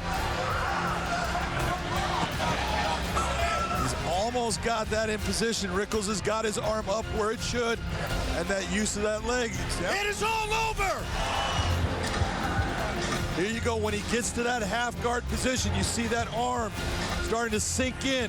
It comes from under the arm to the neck, and you see him trying to bring his arm up and through, just getting that position. Now he slides it, gets the hand to the elbow, and now he's got that crank. It's tight, it's pushing Dave Rickles' head down into that arm once he claps it on, but that leg position is also what's creating that squeeze on Dave Rickles. Now that he sets it in, he gets his fingers over, brings that arm, and sits back. Look at the position of Rickles' head. He is being choked. That forearm is against his carotid. There's nothing he can do. Yaroslav Dynamo Amosov.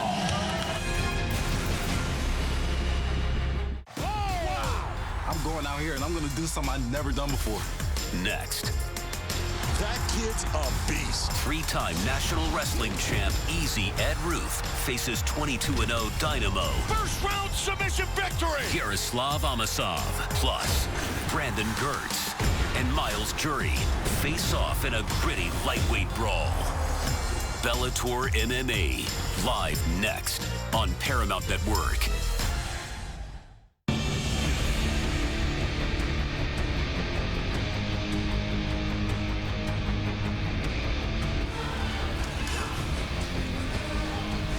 Script doesn't change. Sam Onatafa needs something big. Looking for that inside trip, knee pick, that's it. And Moldavsky driving those, or drove a knee into the thigh of Sam Onatafa, but Sam Onatafa pops back up to a vertical base, but Moldavsky's the one who remains busy. Yep, difficult position. Yeah, very difficult position here against Moldavsky again, who attacks the back. Minute and a half gone in the final round. Time seeing him here. We saw another shot right on the button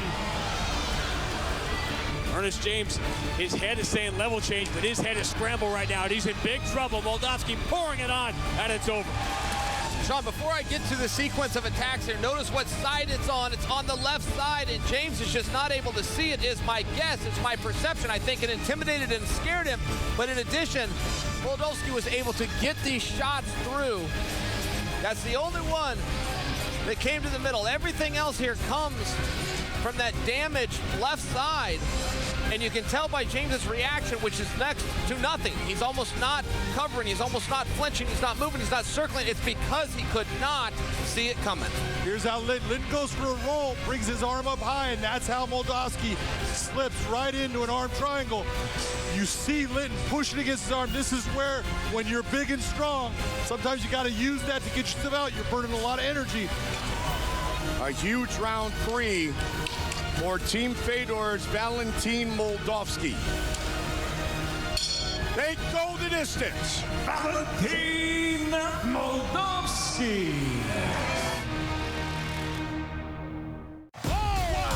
I'm going out here and I'm going to do something I've never done before. Next. That kid's a beast. 3-time National Wrestling Champ Easy Ed Ruth faces 22-0 Dynamo. First round submission victory. Yaroslav Amosov plus Brandon Gertz and Miles Jury face off in a gritty lightweight brawl. Bellator MMA live next on Paramount Network.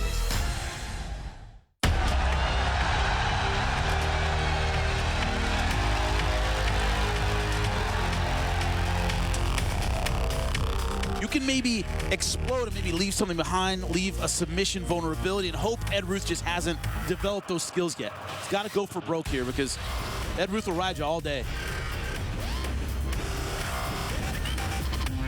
These shots are getting in, and we're done. And here was the wake-up call. Right hand, right on the temple. Ed Ruth just lost his balance for a second. Look at this sneaky right, boom. His equilibrium went, and what happened? He went back to his bread and butter, the wrestling, the ground and pound, the hip pressure. And I think once Collins Miles was cut, and he was cut badly, once that happened, then mentally took him out of the fight. He didn't offer any resistance after that, just defending, and referee had seen enough after these right hands. Look at him here.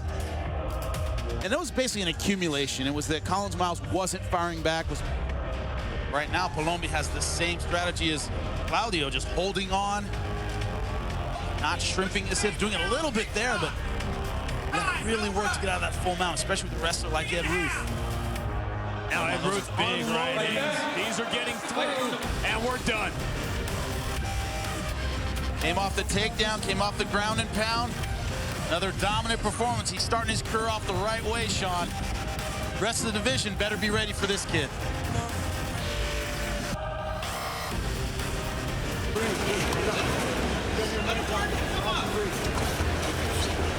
We'll grab the fence. These shots are getting through. Yeah. None of them were fight stoppers, but that's it. It's over. Yeah, it's done. Finished it. It was inevitable. Right knee, bang. Right in the wishbone. You cannot come back from that. Beautiful placement on that. Beautiful timing. Ed Ruth notches another TKO win. 3-0, all of them finishes. Once again, you see the gaps in the game, but he has power, he has accuracy. One of them, I think he's definitely having fun. Oh, nice right hand over the top by Dempsey.